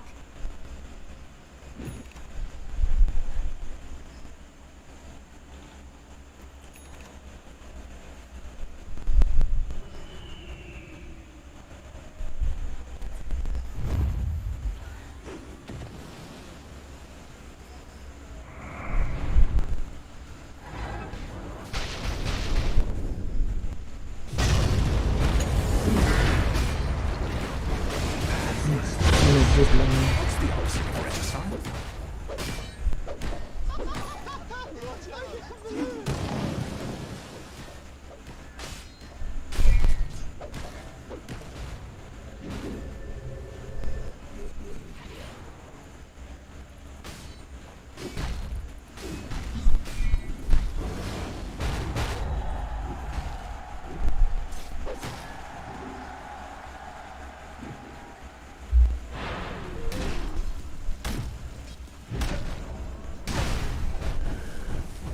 Invisibility.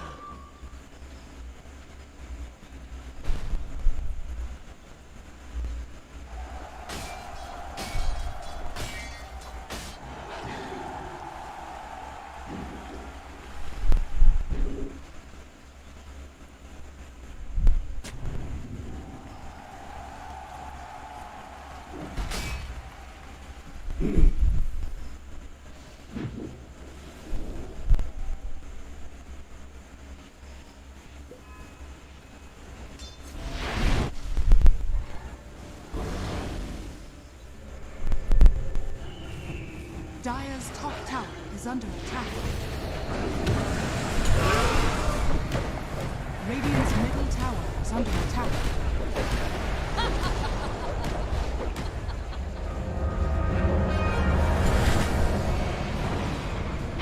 My hands are tied.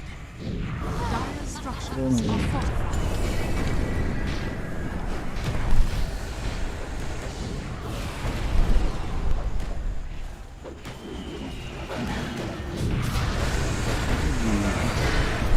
I won't give up. Radiant's bottom tower is under attack.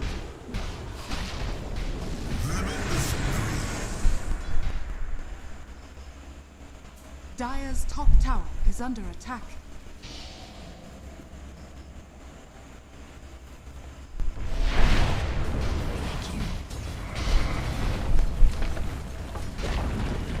Dire's top tower has fallen.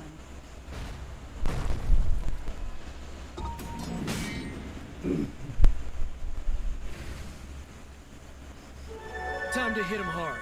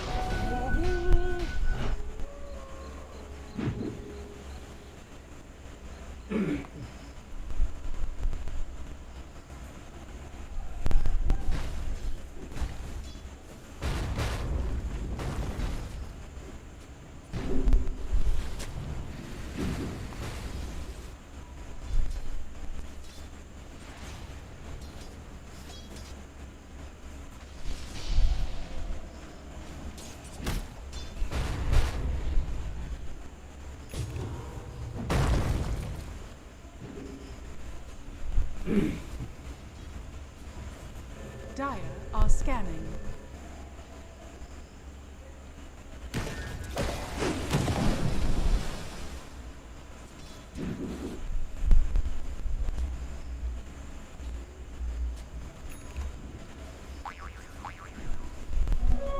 Revenge every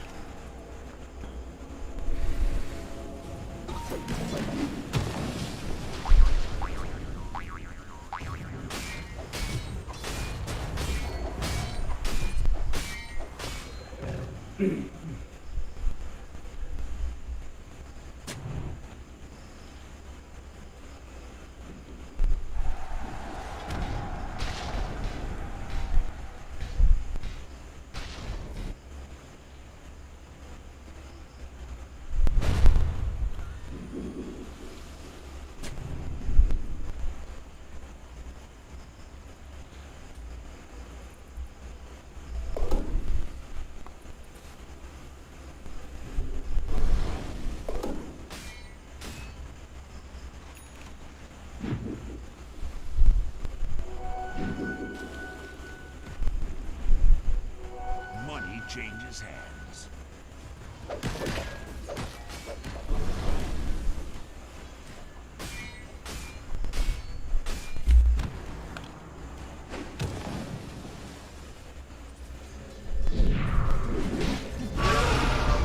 Nahuli.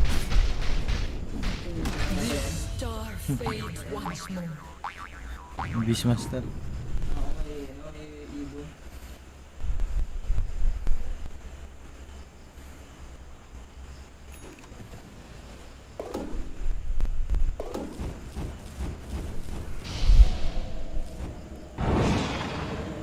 Money to burn. Illusion. Radiant's middle tower is under attack.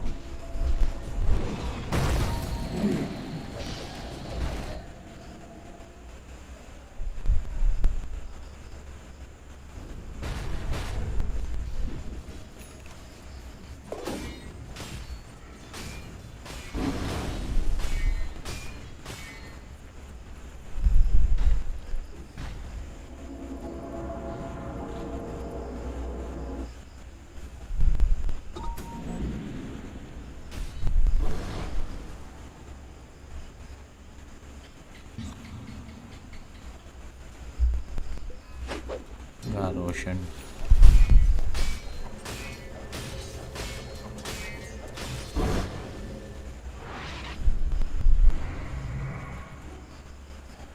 Radiant's middle tower is under attack.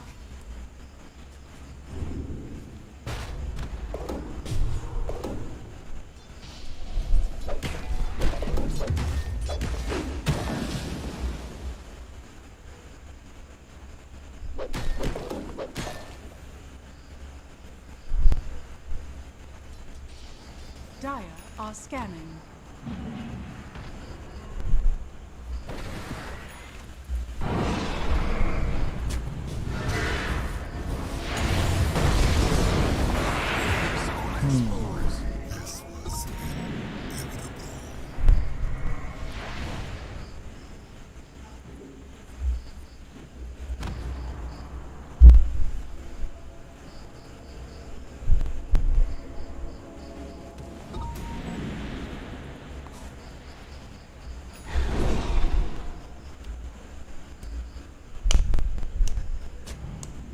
Time is money.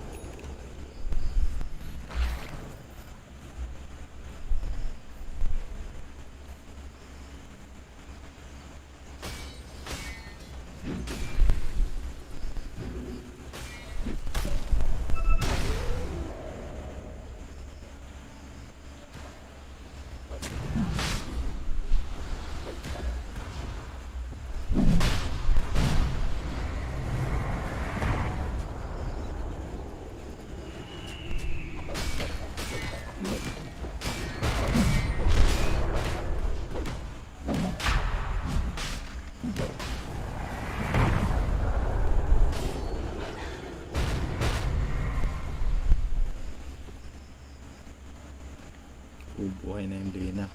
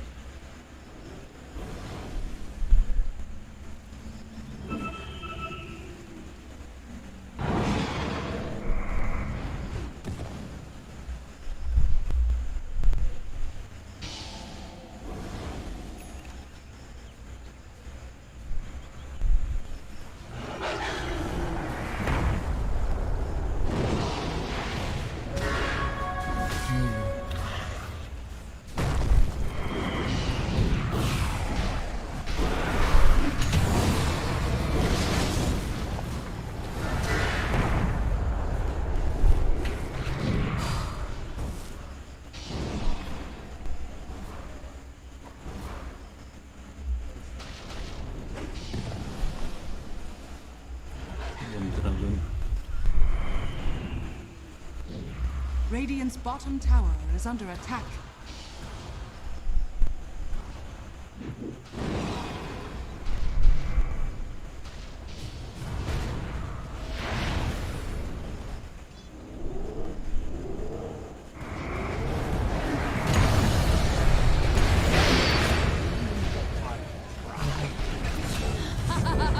Worst din dalawang support.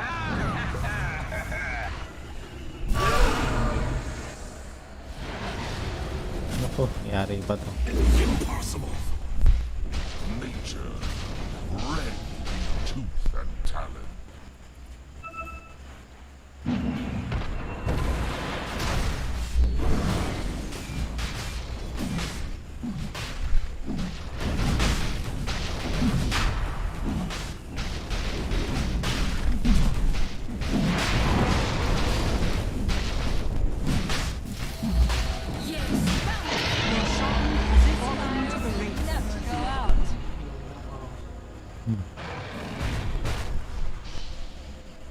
Money to burn.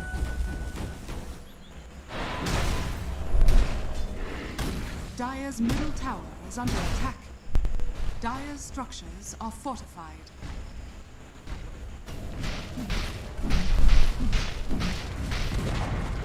Dire's middle tower has fallen.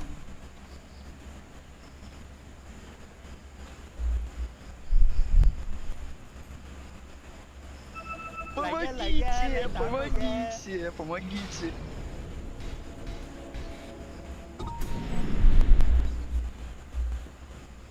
Radiant's bottom tower is under attack.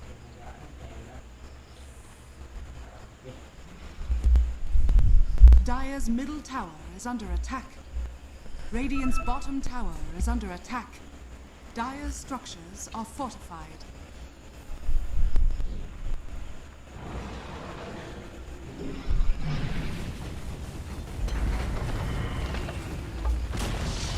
Dire's middle tower has fallen. Radiant's bottom tower is under attack.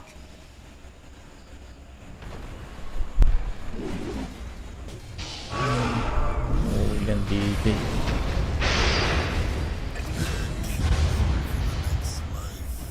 Nature takes its course. Double damage.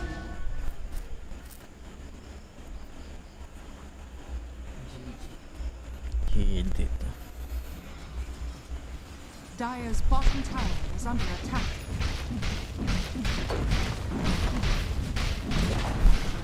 Dire's bottom tower has fallen. Dire's courier has been killed.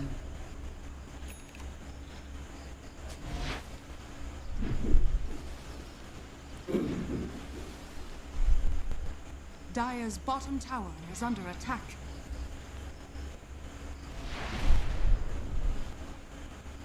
Radiant's top tower is under attack. Dire's structures are fortified.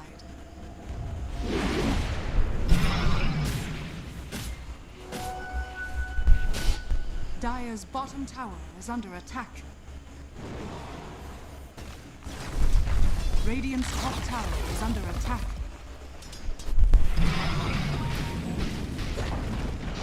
Dire's bottom tower has fallen.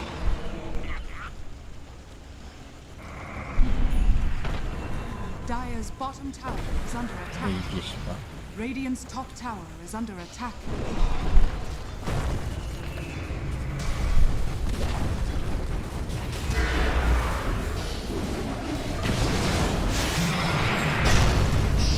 Naka-embox.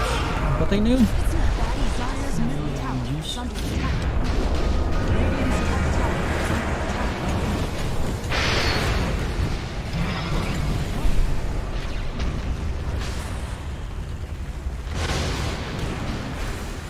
Wala, GG.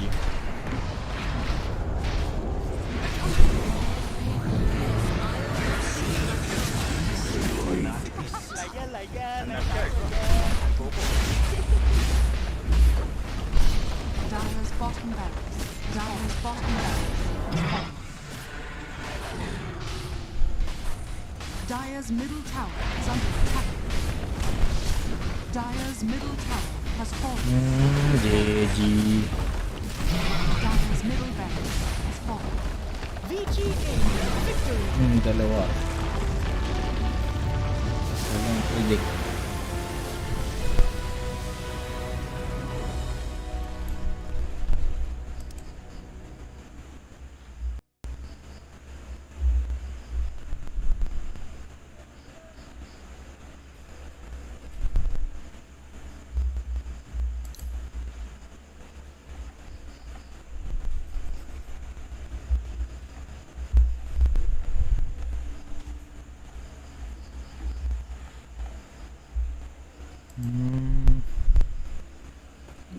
And it just opens up for both the Beastmaster to maybe get a better game than you could have expected, especially both Faceless Void and Weaver crushing the bottom lane as well. As a result of that, they just end up getting so many victories across the map.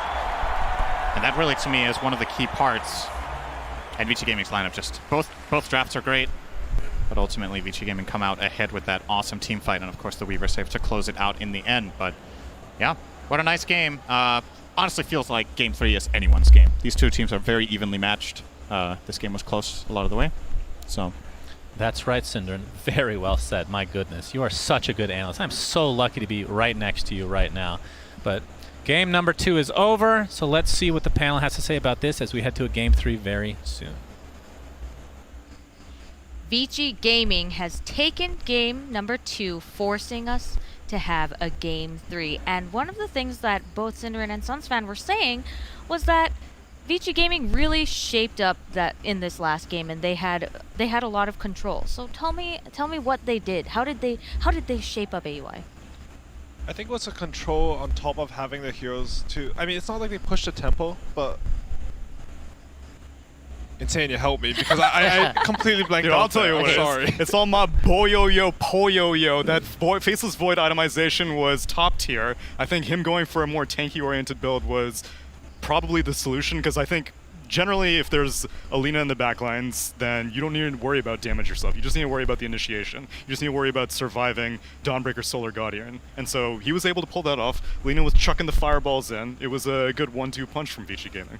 Yeah, I feel like for me, these two teams, what I learned from watching Game 2 is I feel like neither of them really have a good way of shutting each other down.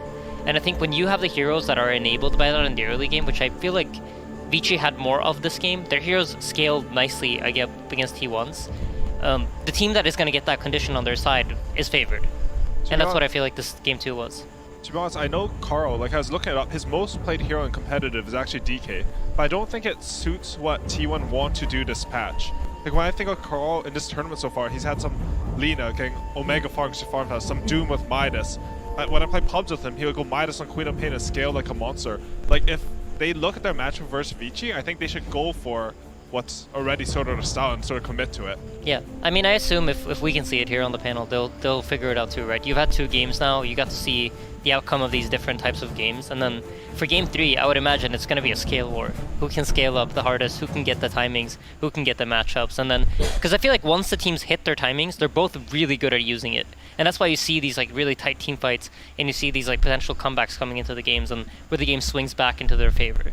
Would you say that this was a close match? Like, if you were to look at that stat screen, it's very hard to tell who the definite winner is, right? It seemed like it was going back and forth a little bit with all those team fights. Yeah, I'd say it was pretty close. I think, like a different team in those drafts, like I think either draft could have won. But for these 2 teams in particular, I think Vici ended up pretty dominant. Yeah. I think in particular, I think like Beastmaster's vision that game with all the suns, like it just lets you play your map better. Yeah, I think Beastmaster, if you can get him past the laning phase with a decent game, and they definitely did this time, you're just setting yourself up for success because you're controlling a lot of map space with a Hawk. You have a BKB piercing stun, and why that is important is because as the game scales up, people start buying BKBs, Right. and one of the biggest struggles that you have is if you're not able to kill a hero, then you have to ignore it, and it's 9 seconds of free damage. But when you have the Roar, whoever's BKB'd still has to keep this positioning in mind, and I think, I mean, Old 11 played this game amazingly. I think he really, really shined on that Beastmaster. So these stats are up, but for someone at home who may not know if 227 last hits and 557 experience per minute is a high number, can you just kind of explain these stats? Like, are they good? Are they average? Are they TI average? Or what are your thoughts on them? It can be relative to the length of the game, so the per minute stats are always a little bit tricky depending on how you look at it. From Old 11's typical offlane performances, I don't really consider him to be as greedy as Cuckoo, who's on T1 right now. Old 11 is a little bit more sacrificial. Generally, offlaners right now are all edging on the greedier side these days. Old 11 still less so on the spectrum compared to Cuckoo, but these numbers are more reflective on how dominant Vici Gaming were across the map. I know AUI, you were noticing like it's been 30 minutes and they're only just now taking the mid-tier 1 tower. The fact that he was able to find tier 1 at 34 minutes when they were winning the game. Like they're up 9k at 34 minutes before they took the tier 1. And in comparison, Cuckoo has a surprising number of last hits on an Earthshaker in a losing game from an offlane position. And again, I think that's a testament to how he's typically more of a greedy offlaner. Yeah, and I mean, just look at the stats, right? You had a 3-1-9 Beastmaster, so he's only died for about like 20 seconds of that game. He was playing most of it, whereas Cuckoo has 6 deaths, and he's keeping up like fairly well in CS. So that's just considering the 2 heroes, right? Right, Beastmaster just kills more creeps. You have a board to push out waves. Precisely. It's very interesting to see these comparisons because the game is really complicated. Like I've said it so many times, the game is so complicated. The numbers are there, but it really matters like what heroes are picked, how long the game went. Oh gosh, trying to wrap my head around it is pretty confusing. But now we have 1-1, right? And Vici Gaming has managed to tie it up, and now both teams are potentially facing this elimination, right? And the winner will go on to guarantee themselves 5th or 6th place. So it's really important for these teams to reset, like we mentioned earlier, and like Vici Gaming said, they want, like, the last time that this happened, they didn't do well in their next game. Now, on the other hand, what can T1 do to really reset this? Do they need to change up their strategy a little bit? Aiden, you mentioned earlier that they needed to break out of their comfort zone. Do they return back, or do they keep going out? I thought going into this series that if Vici didn't break out of the comfort zone, it would be very, very hard for them because I thought T1 was better at basically I felt like both teams do the same thing, but T1 does it better. But I think proven by the second game, you know what, Vici actually can stand their ground in playing like the slow game or whatever you want to call it, the patient game. For me, I feel like if I was in either draft position and I was like looking at it objectively, I'd say we both are going to just have to try to outscale each other. And when 2 teams are trying to outscale each other, it comes down a lot to the matchups and what kind of timings you can hit in the game. Because you want to hit a timing that's usually slightly later than your opponent's, but stronger. So if they're aiming for like an 18-minute timing, we want to hit a timing at 19. So like our timing comes later, but it's slightly stronger than theirs. That's so specific. To go 1 minute later in timing, how do you figure that out? That's extremely difficult, and I think it's one of the hardest parts of drafting. I think it's all about, like, Dota's like a relative game, right? Like, Right. You talk about these timings, you talk about team fight, anything really. If you can do it just slightly better than your opponent, or you have slightly more of it, you just have all of it more than your opponent. And I think I agree with Insania. That's what's going to happen in this game. I think there's like a choice to be made here. Like, do you double down on this slower pace of Dota, scaling, team fight, late game comps? Or do you try to like throw a fast one and just like go all in with a strategy and like, oh, they're going to have an 18-minute timing, we're going to go at 10 minutes. You're not even going to make it to your timing. But I don't think either of the teams will actually do that. I think they're just going to double down. I say I want to see them split the average. I don't want to see T1 split the average. I want Carl not on a DK type hero. I want him to carry the baton early on for early to mid game timings. And I don't want 23 Savage on a mid game hero like Monkey King. I want him on the scaling core. I want him to be able to be the late game insurance that T1 might need. And then Cuckoo, Zephyr, and Whitemon can help out accordingly. I imagine Cuckoo, being as greedy as he is, will edge more late game, so let Whitemon and Zephyr play with Carl earlier on. You mentioned Monkey King, and when I think about it, Monkey King is one of like the most picked, most banned, like most contested hero, right? So if they don't give Monkey King, or if they don't pick it, would they ban it because he's been so strong in multiple positions? He's been strong in multiple positions, and it's a Poyoyo favorite as well. Right. So I think targeting it earlier on. I don't remember what the first phase bans were in this game number 2. From Vici? Yeah, from Vici. Trinity Wisp. Trinity Wisp, okay. And then T1 banned out what? Tiny and oof. Was it Tide or Tiny? I don't Tiny remember. +1. I don't think Doom was banned in the first phase. No, I don't think so either. And yet T1 didn't pick it, which was strange. But yeah, I think T1 should. I mean, that's the ultimate scale, right? Exactly. Sorry. Yeah. Please finish your point. No, that's exactly what my point was. So what your point was is that they should have picked Doom. Oh, yeah. But why? Because the Carl signature. I need to see Carl operate. Yeah. It's about the gold, right? Like, Right. if both teams are playing this slow, methodical style, Doom he literally creates gold from nowhere. Right. Like, usually you're limited to your map resources, and you assign farm to different heroes. As you know, Right. the 1, 2, 3, 4, 5 system is how much farm you're supposed to accumulate on each player. But there are heroes that break that, like Alchemist or Doom, who just create gold out of nowhere. And if the game is slow, you're just getting more than your opponent. So on the other hand, you mentioned both Alchemist and Doom. Why not Alchemist? I'm trying to run through the mind of draft. I think it's for me. It breaks down to this: if you have two teams that both want to sit on their own sides of the map, then there's only so many camps, right? Right. If you think about a team like OG, they'll invade the other side of the map and they'll take camps away from you and take them to their own side. So they're basically increasing their size of the map that they are farming. I think for these two teams, since neither of them are very willing to do it, they'll do it when the timing's right. But generally speaking, they will try to avoid it. Items like Hand of Midas, they're increasing the gold that you get from your side of the map. And Doom's Devourer does a very similar thing because you're just getting bonus gold every 60 seconds or whenever you finish devouring that creep. So for that reason, I feel like it's going to be a strong hero for the series. Plus his ultimate scales up very well into any game. So it's just, it feels like the right hero for T1. If I was Vici, I'd be really scared about going up against it. So one of the things that I've heard you guys mention a lot is Midas. Jenkins mentioned it earlier that Midas, Vici Gaming is a Midas fan. How has Midas been doing in this meta? How's it been doing in this tournament? I don't have the stats on it, but I would imagine it's not been very popular among the other teams. But I think specifically for the series, and this is why TI is such a cool tournament, because you can look at two teams and be like, hey, the meta doesn't actually matter here. This is just about the styles of these two specific teams and how they've done. And you've had so many games to watch because they've been playing forever. Like there's so many games of like data to look at and be like, okay, this is the way they're going to approach this. Most likely, they're going to approach this game in this set way. And suddenly an item that probably isn't that popular becomes very, very good for this specific series. Do you think that Vici Gaming had any modifications to their gameplay against EG? Because coming into it, I thought that for sure EG were favorites, considering the two stylistic differences. I thought that EG lane mechanics superiority would prove to be too difficult for Vici to deal with. I felt like during like, I think it was first day of main event or maybe second day, I felt like taking control was the most important part of the game. But then Secret showed that you don't have to do it. That's right. And that kind of, for me at least, broke up the meta. And I feel like ever since then, the teams that are hitting slightly later timings, I feel like are having an edge, or the teams that have a very, very good answer to what it is you're trying to bring to the table. All right, Tsunami. We have two teams that are facing elimination right now. Mm-hmm. Can you drum me up like a nice narrative for this match? I like how you asked the one person who hasn't played at a TI to do it, but sure, I can give you the... But you have the emotion. That's true. I want to hear the storytelling voice from a man who is dressed like a video game character. Listen, it's Friday night, all right, and I wanted to celebrate the occasion. Exactly.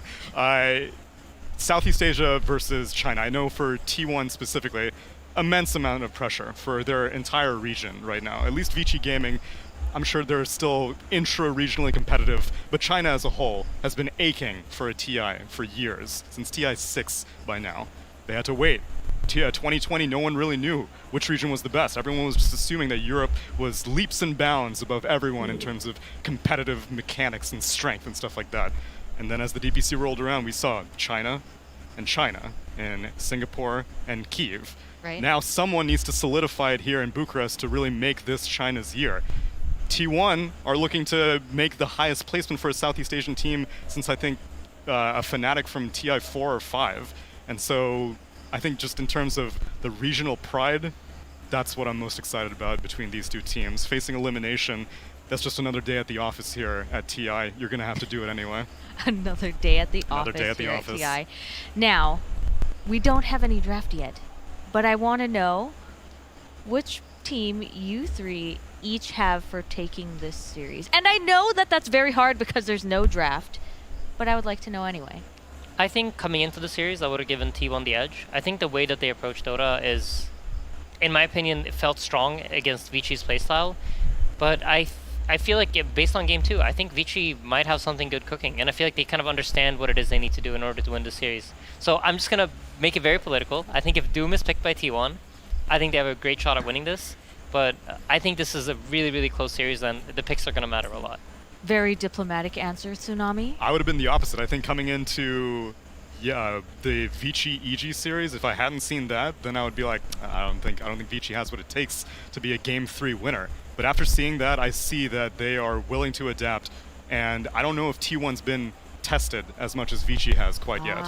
So I think Vici's got this for game 3. For myself, I also thought T1 was going to take this series. Actually pretty easily, to be honest, coming in. But they were covering one of TI losses with Vici. I feel like they've learned a lot from that experience, and they'll bring it into this game 3. We will see what happens in this game 3 right now. Vici Gaming versus T1 Game 3. Welcome to game number 3 between Vici and T1. Before we start with the draft and we present the panel, I'd like to apologize for a production error because we thought we'd give Insania a chair to sit on, but it was actually a fence. So we're sorry about that last segment. Jenkins and Effie are here with me. What can you tell me about last game, Jenkins? I can tell you that that was a great Vici Gaming draft. Yep. I liked it a lot. In the draft, it's good to know that you're not that stupid because they... Well, I'm just saying, what are you saying? Not you, me. I'm saying, I had this idea that it was going to be a really easy game for them to execute. All right, yeah. I thought that they had all of their bases kind of covered, and it looked fairly easy. I mean, I hate to say it against T1, but it really did look like, cut and clean. That's what they say. What about you, Effie? I think the Lina versus Dragon Knight and Monkey King just had a really great game, honestly. It's like what we predicted. The longer it went on, just the more items she would get, and she just naturally does so much damage, especially when she had the ET to amp her up and the Weaver insects. So.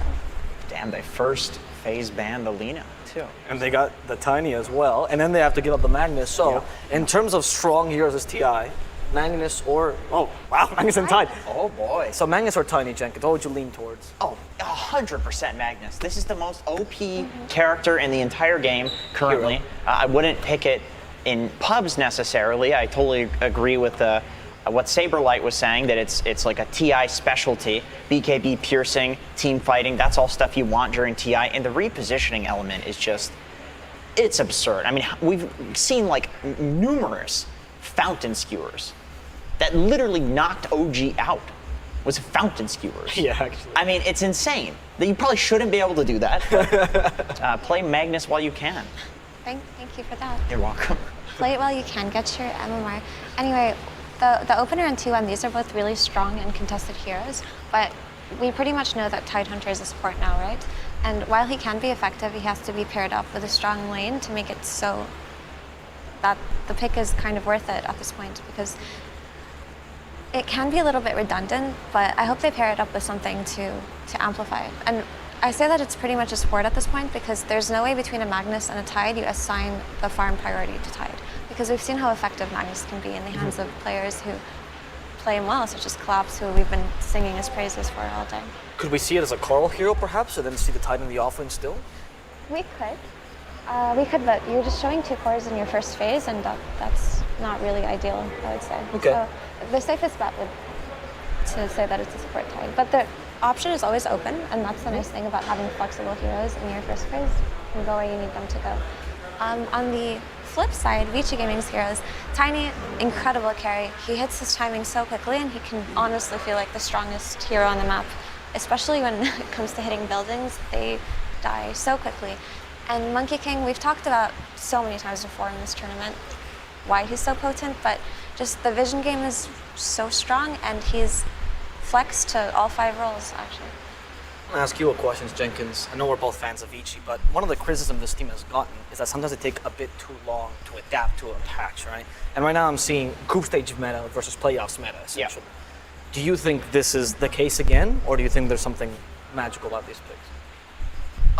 No, I mean, I feel like Vici's done in both the series that I've recently watched, well, the EG series and then this one, they're showing me that they are very quick at adapting.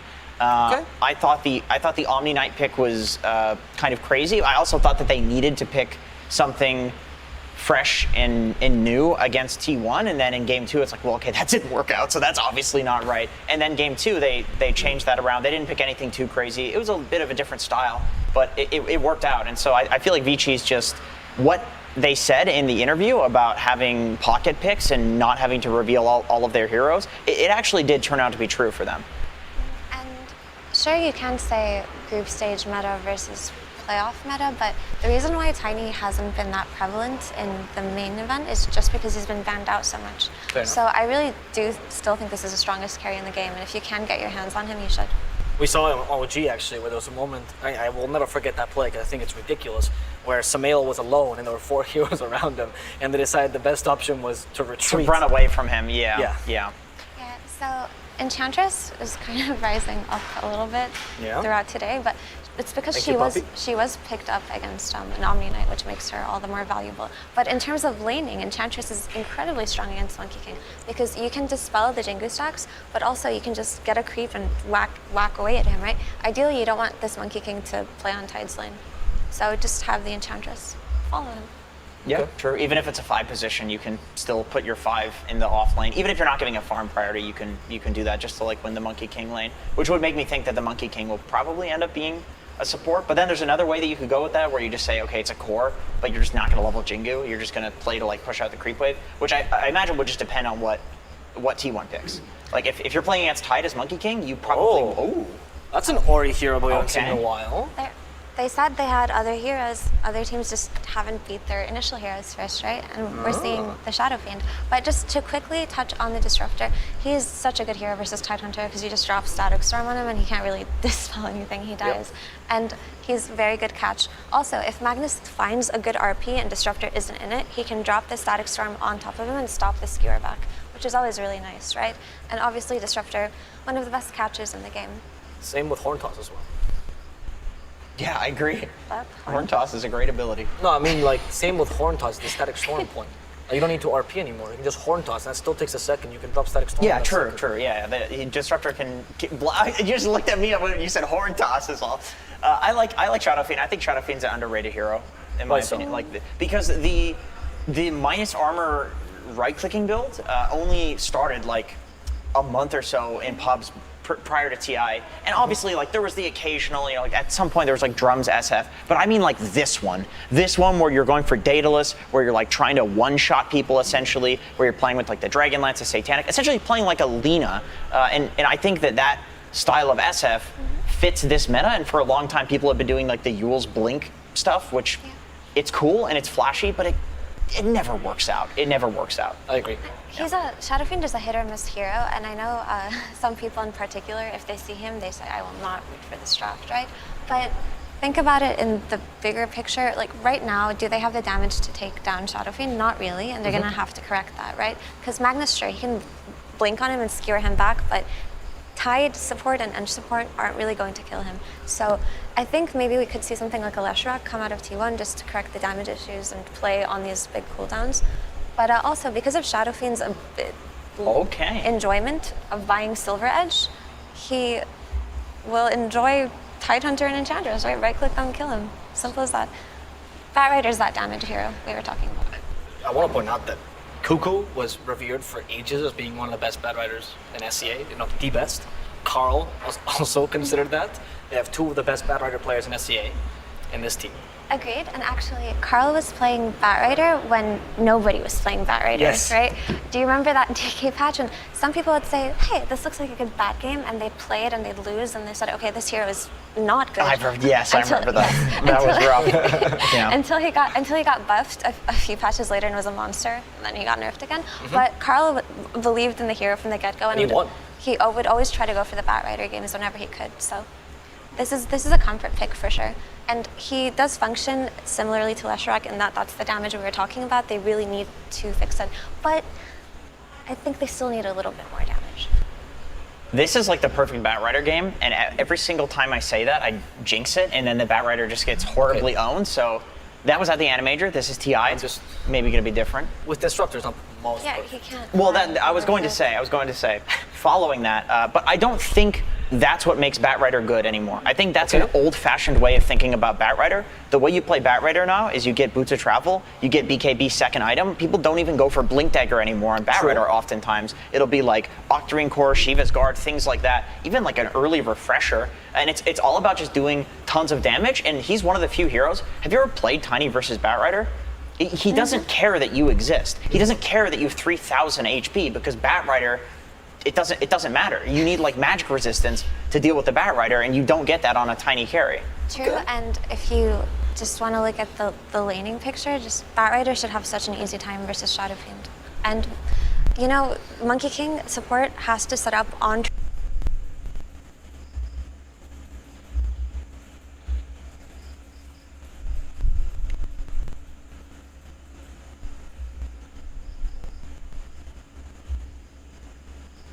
100%. It functions similarly to Dawn that we've seen being picked against Monkey King, and just you just throw the hammer and all the trees are gone. So looking rough for boy Monkey King. Yeah, this is like arguably the worst Monkey King game, at least that I've seen in this tournament, because you have the Enchantress. If you're playing a core Monkey King, you have the Enchantress to purge the Jingu.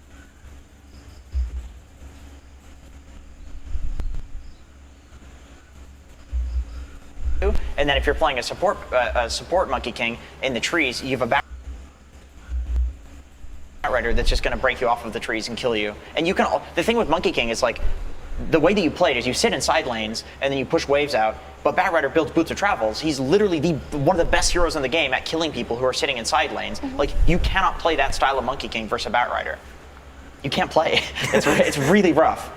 Last pick, Vengeful Spirit, which I'm assuming, judging by the draft, it's an off-lane Vengeful Spirit? Yeah, so the first thing that you can see here is you swap and you save the lasso target, which is incredibly valuable. And there's also that extra minus armor that they're going for with this SF, and of course the Tiny is going to benefit from it as well.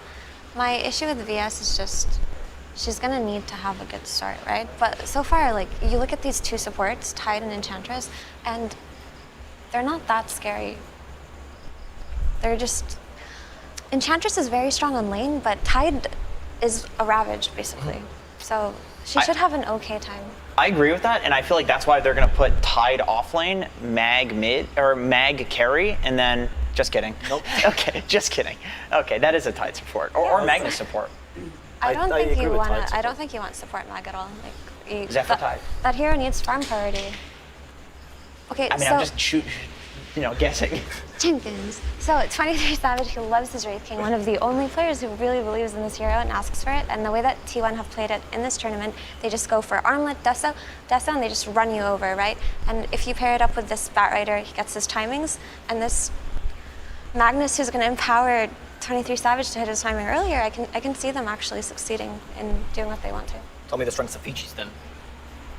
The strength of, I was going to say I really favor the T1. No, T1 tell me draft. the strengths for Vici The strengths for Vici Gaming, well, they have a ton of minus armor and right-click damage in the late game. If the game goes late, they're definitely going to win, but I don't think it's going to go late. Okay, that's a traditional Vici thing. Their Roche potential is like quite high if they get a good fight somewhere, right?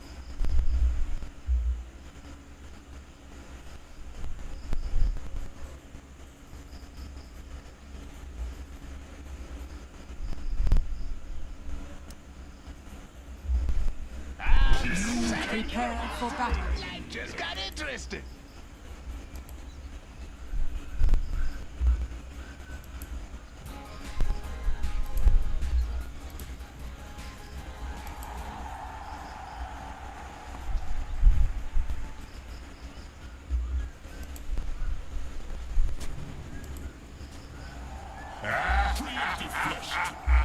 เป็นเกมที่ดี เป็นเกมที่ดี Oh, this'll work.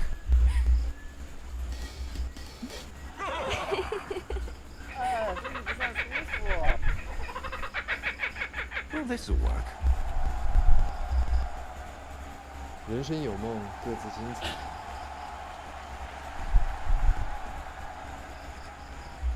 30 seconds to battle.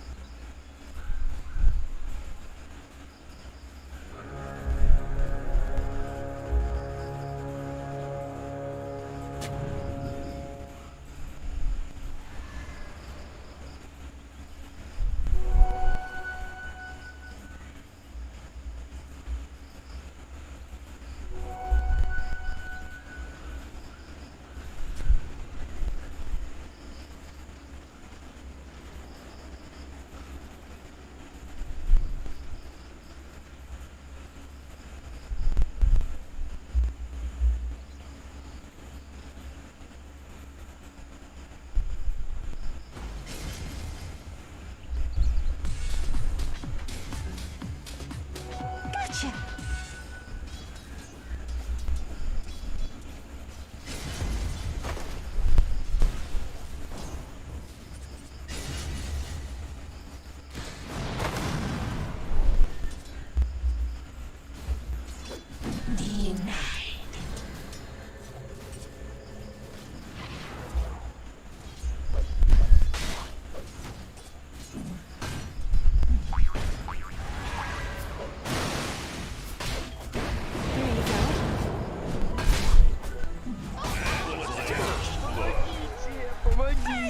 Помогите!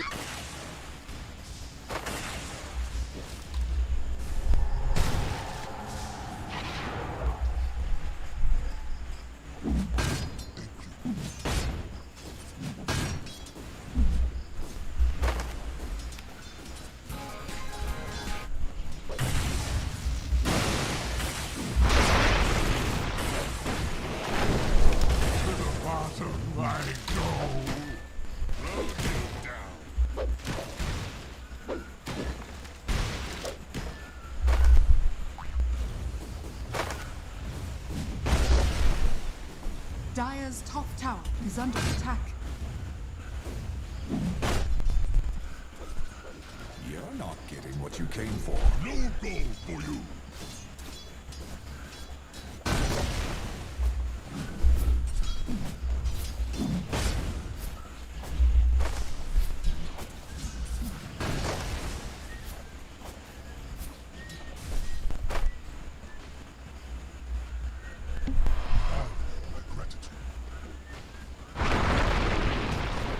This would make a great story for you. Radiant's middle tower is under attack.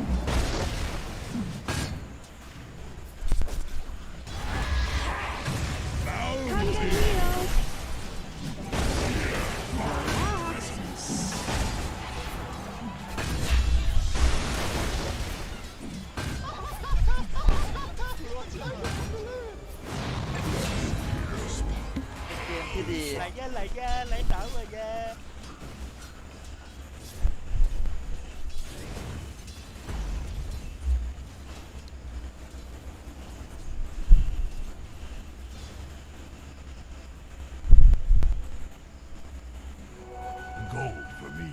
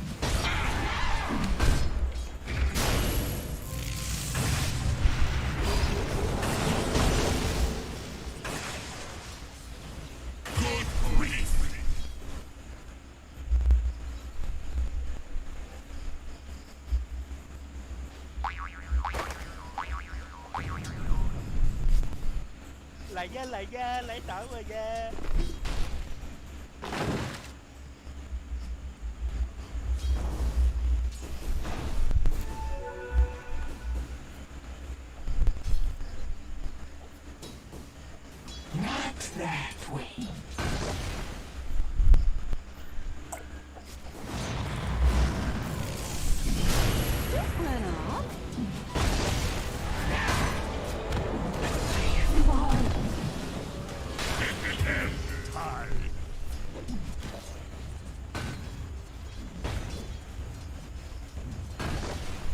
Radiant's top tower is under attack.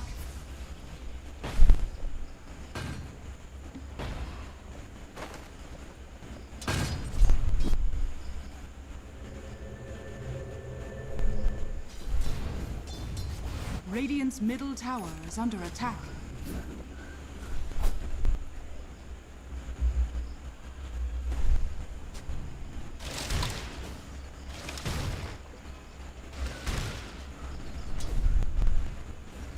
Dire's top tower is under attack.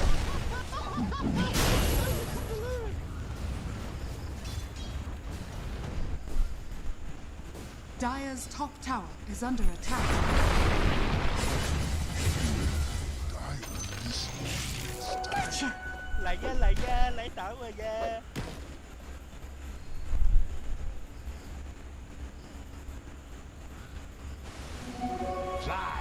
Dire's middle tower is under attack.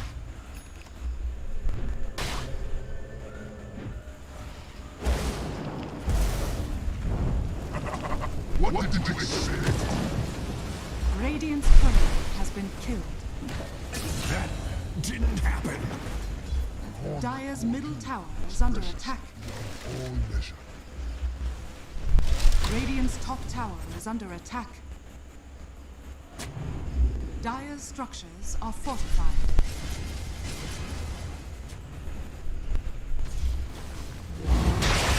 Dire's middle tower is under attack.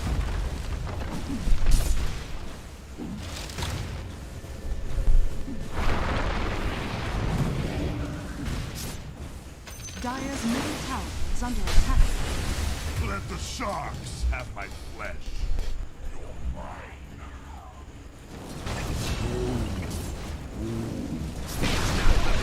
Radiant's top tower has been denied. Radiant's middle tower is under attack. Radiant structures are fortified.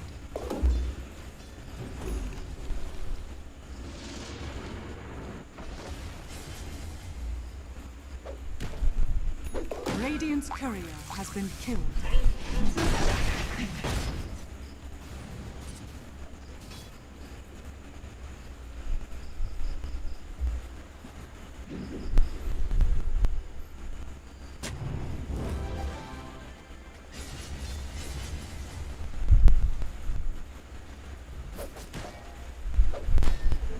I could do this all day.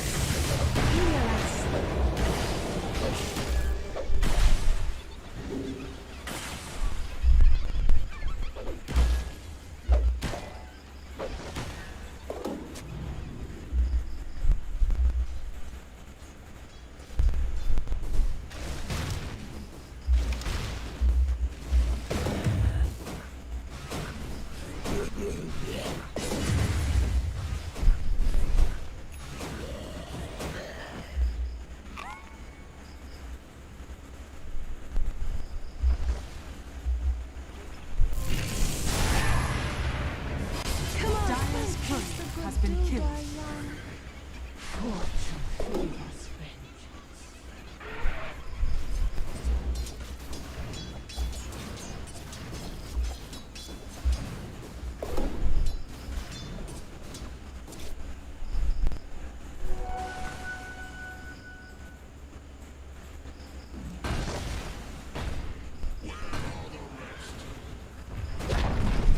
Dire's middle tower has been denied.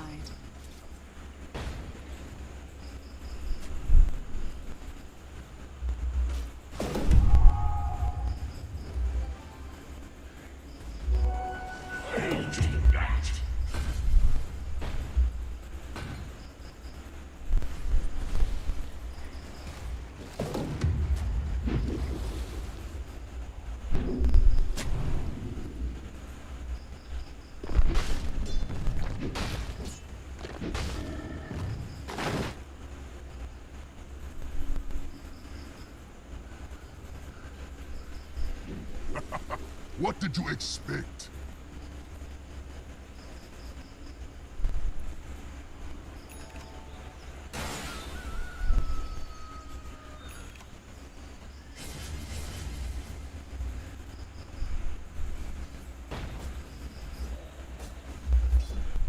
Dire's top tower is under attack.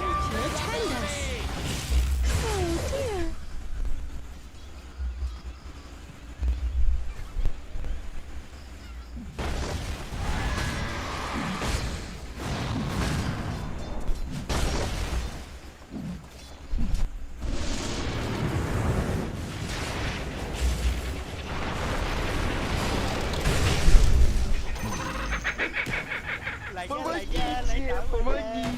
Помогите!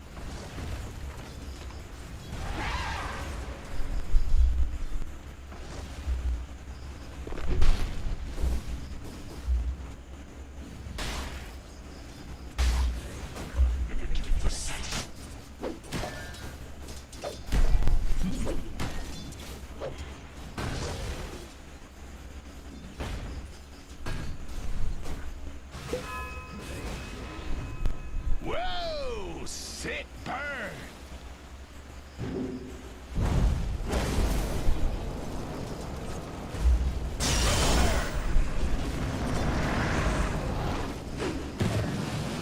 I want a rematch.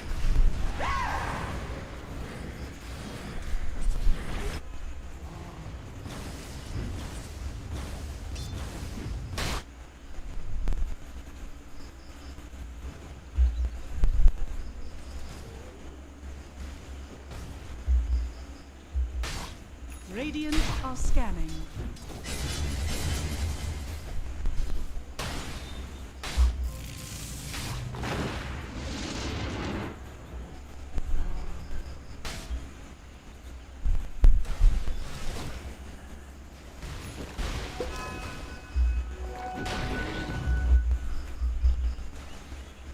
Radiant's bottom tower is under attack.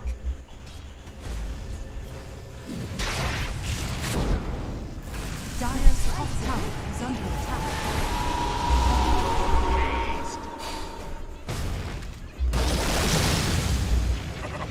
What did you expect?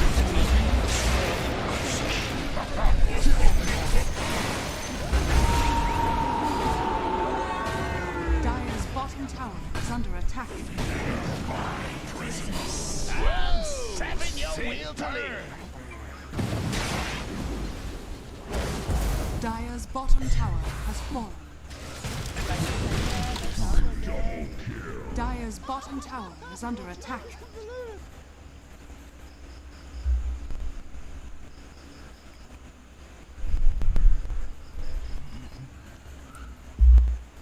Radiant's top tower is under attack.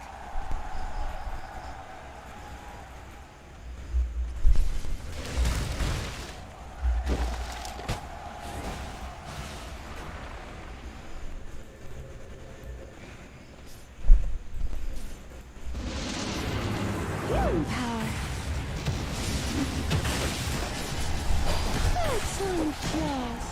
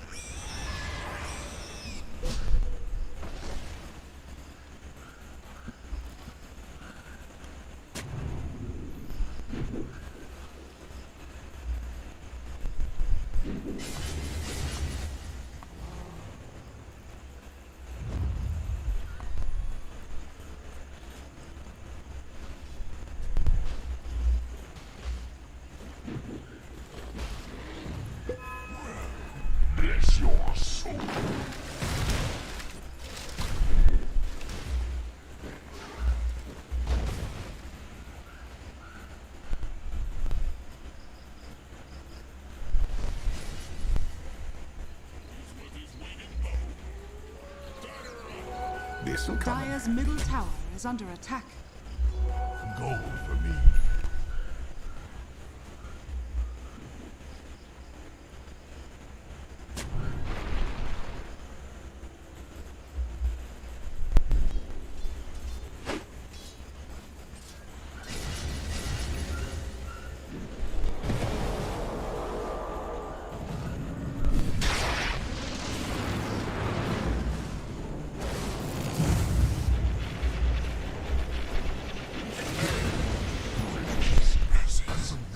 Was it worth your life to try for my horn?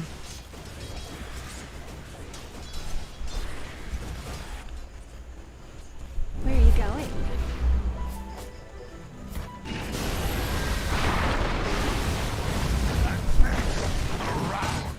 Yes.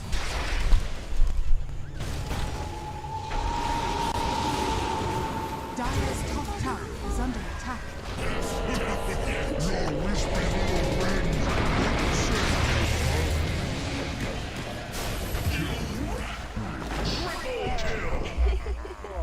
Radiant's top tower is under attack. Dire's top tower is under attack. Radiant structures are fortified. Radiant's bottom tower is under attack. Dire's top tower is under attack. Dire's top tower has fallen. Radiant's bottom tower has fallen.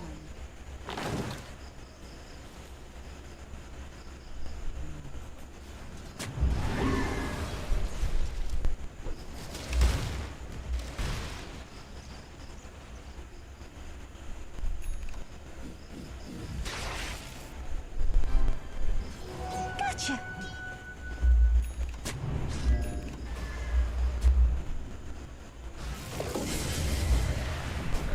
Dire's top tower is under attack.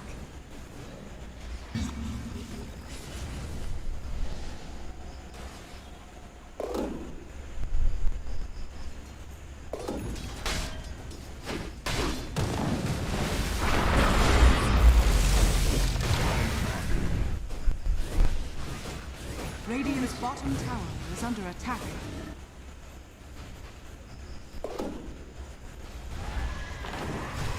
Dire are scanning.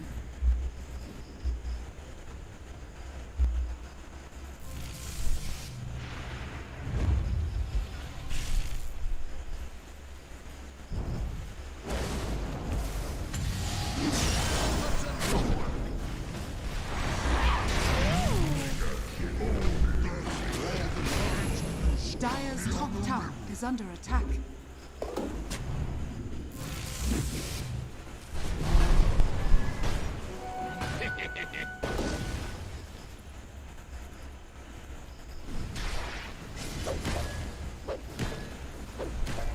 Radiant are scanning.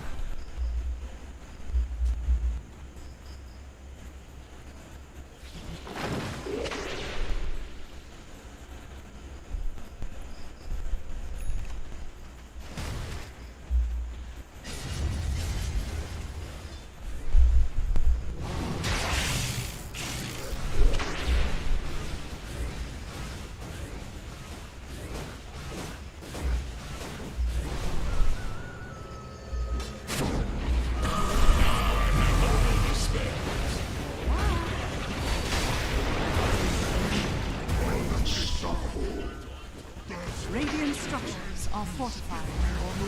Radiant's middle tower is under attack. I know vengeful chicks. They also die. Radiant's middle tower has fallen.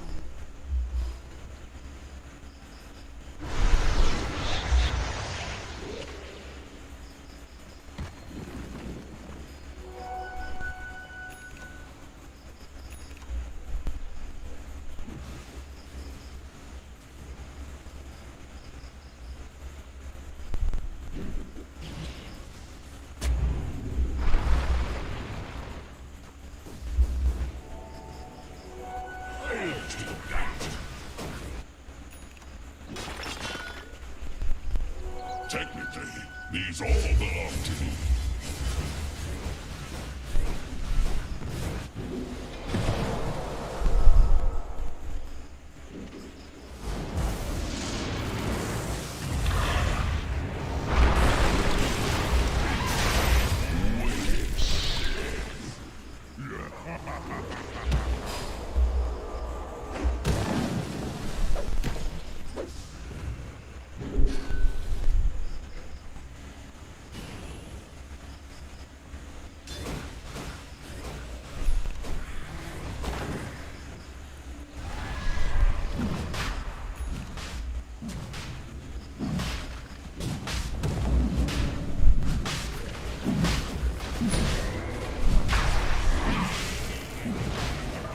Dire's middle tower is under attack. Shaman has brought into the dire.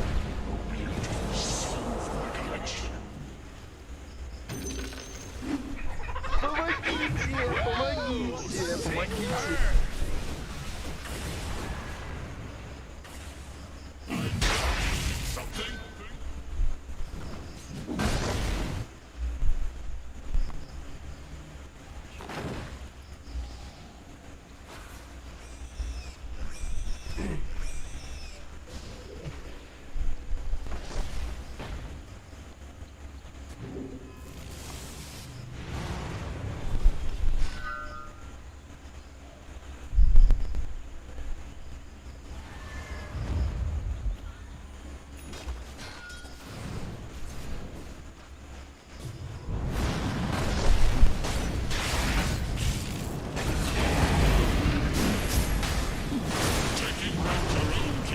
A good toadie's worth his weight in gold.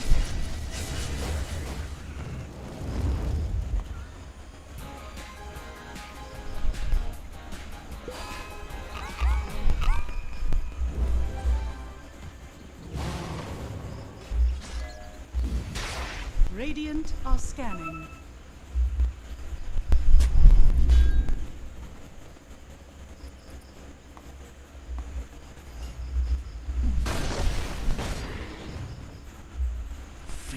Dire's middle tower is under attack.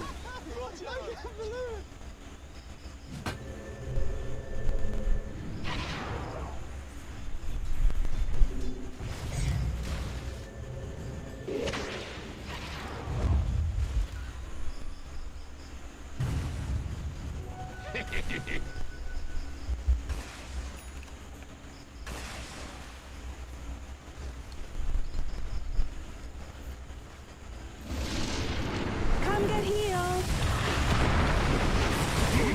Monster kill.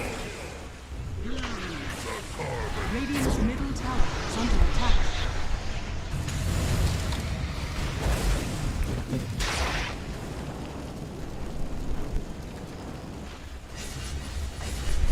Dire's top tower is under attack. Radiant structures are fortified. Radiant's middle tower is under attack. Radiant's middle tower has fallen. Dire's top tower is under attack. Dire's structures are fortified. Dire's top tower is under attack.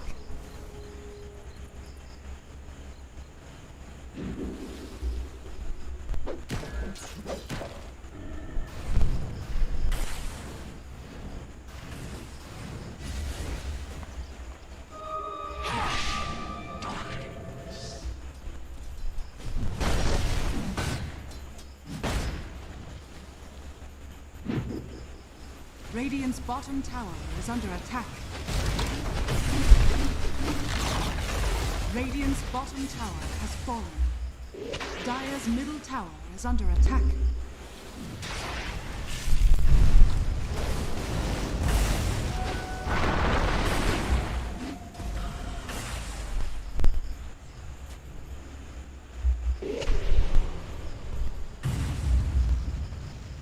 Dire's middle tower is under attack. Radiant's bottom tower has fallen. Here we go.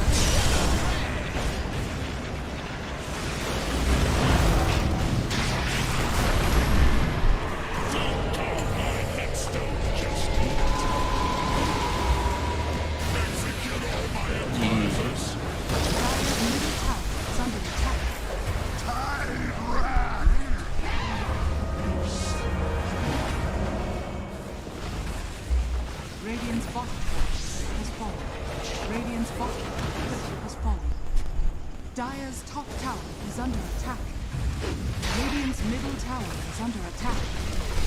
Radiant's middle tower has fallen. Radiant's middle barracks are under attack. Radiant's middle barracks has fallen.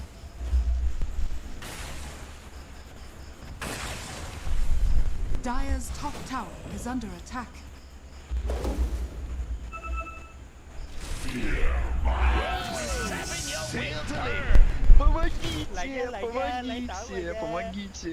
Radiant are scanning.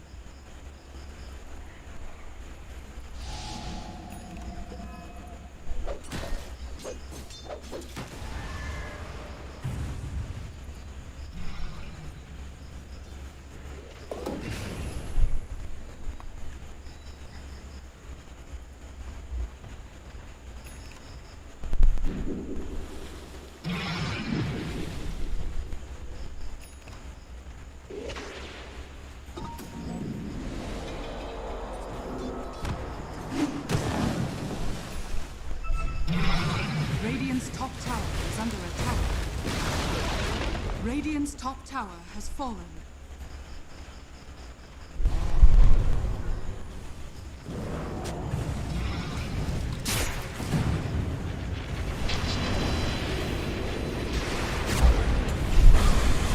Radiant's top tower is under Radiant's top tower has fallen.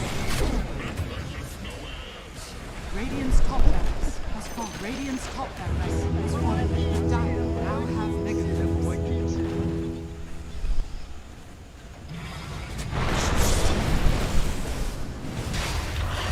There we go. Radiant's middle tower has fallen. Radiant's middle tower is under attack. Radiant's middle tower has fallen. Victory!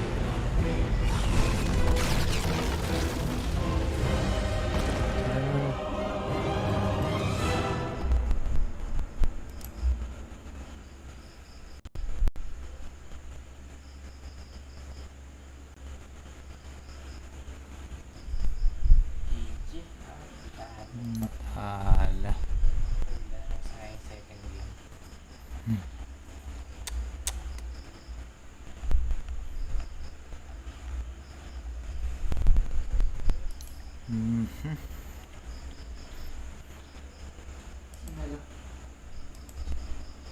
Bit of a remnant of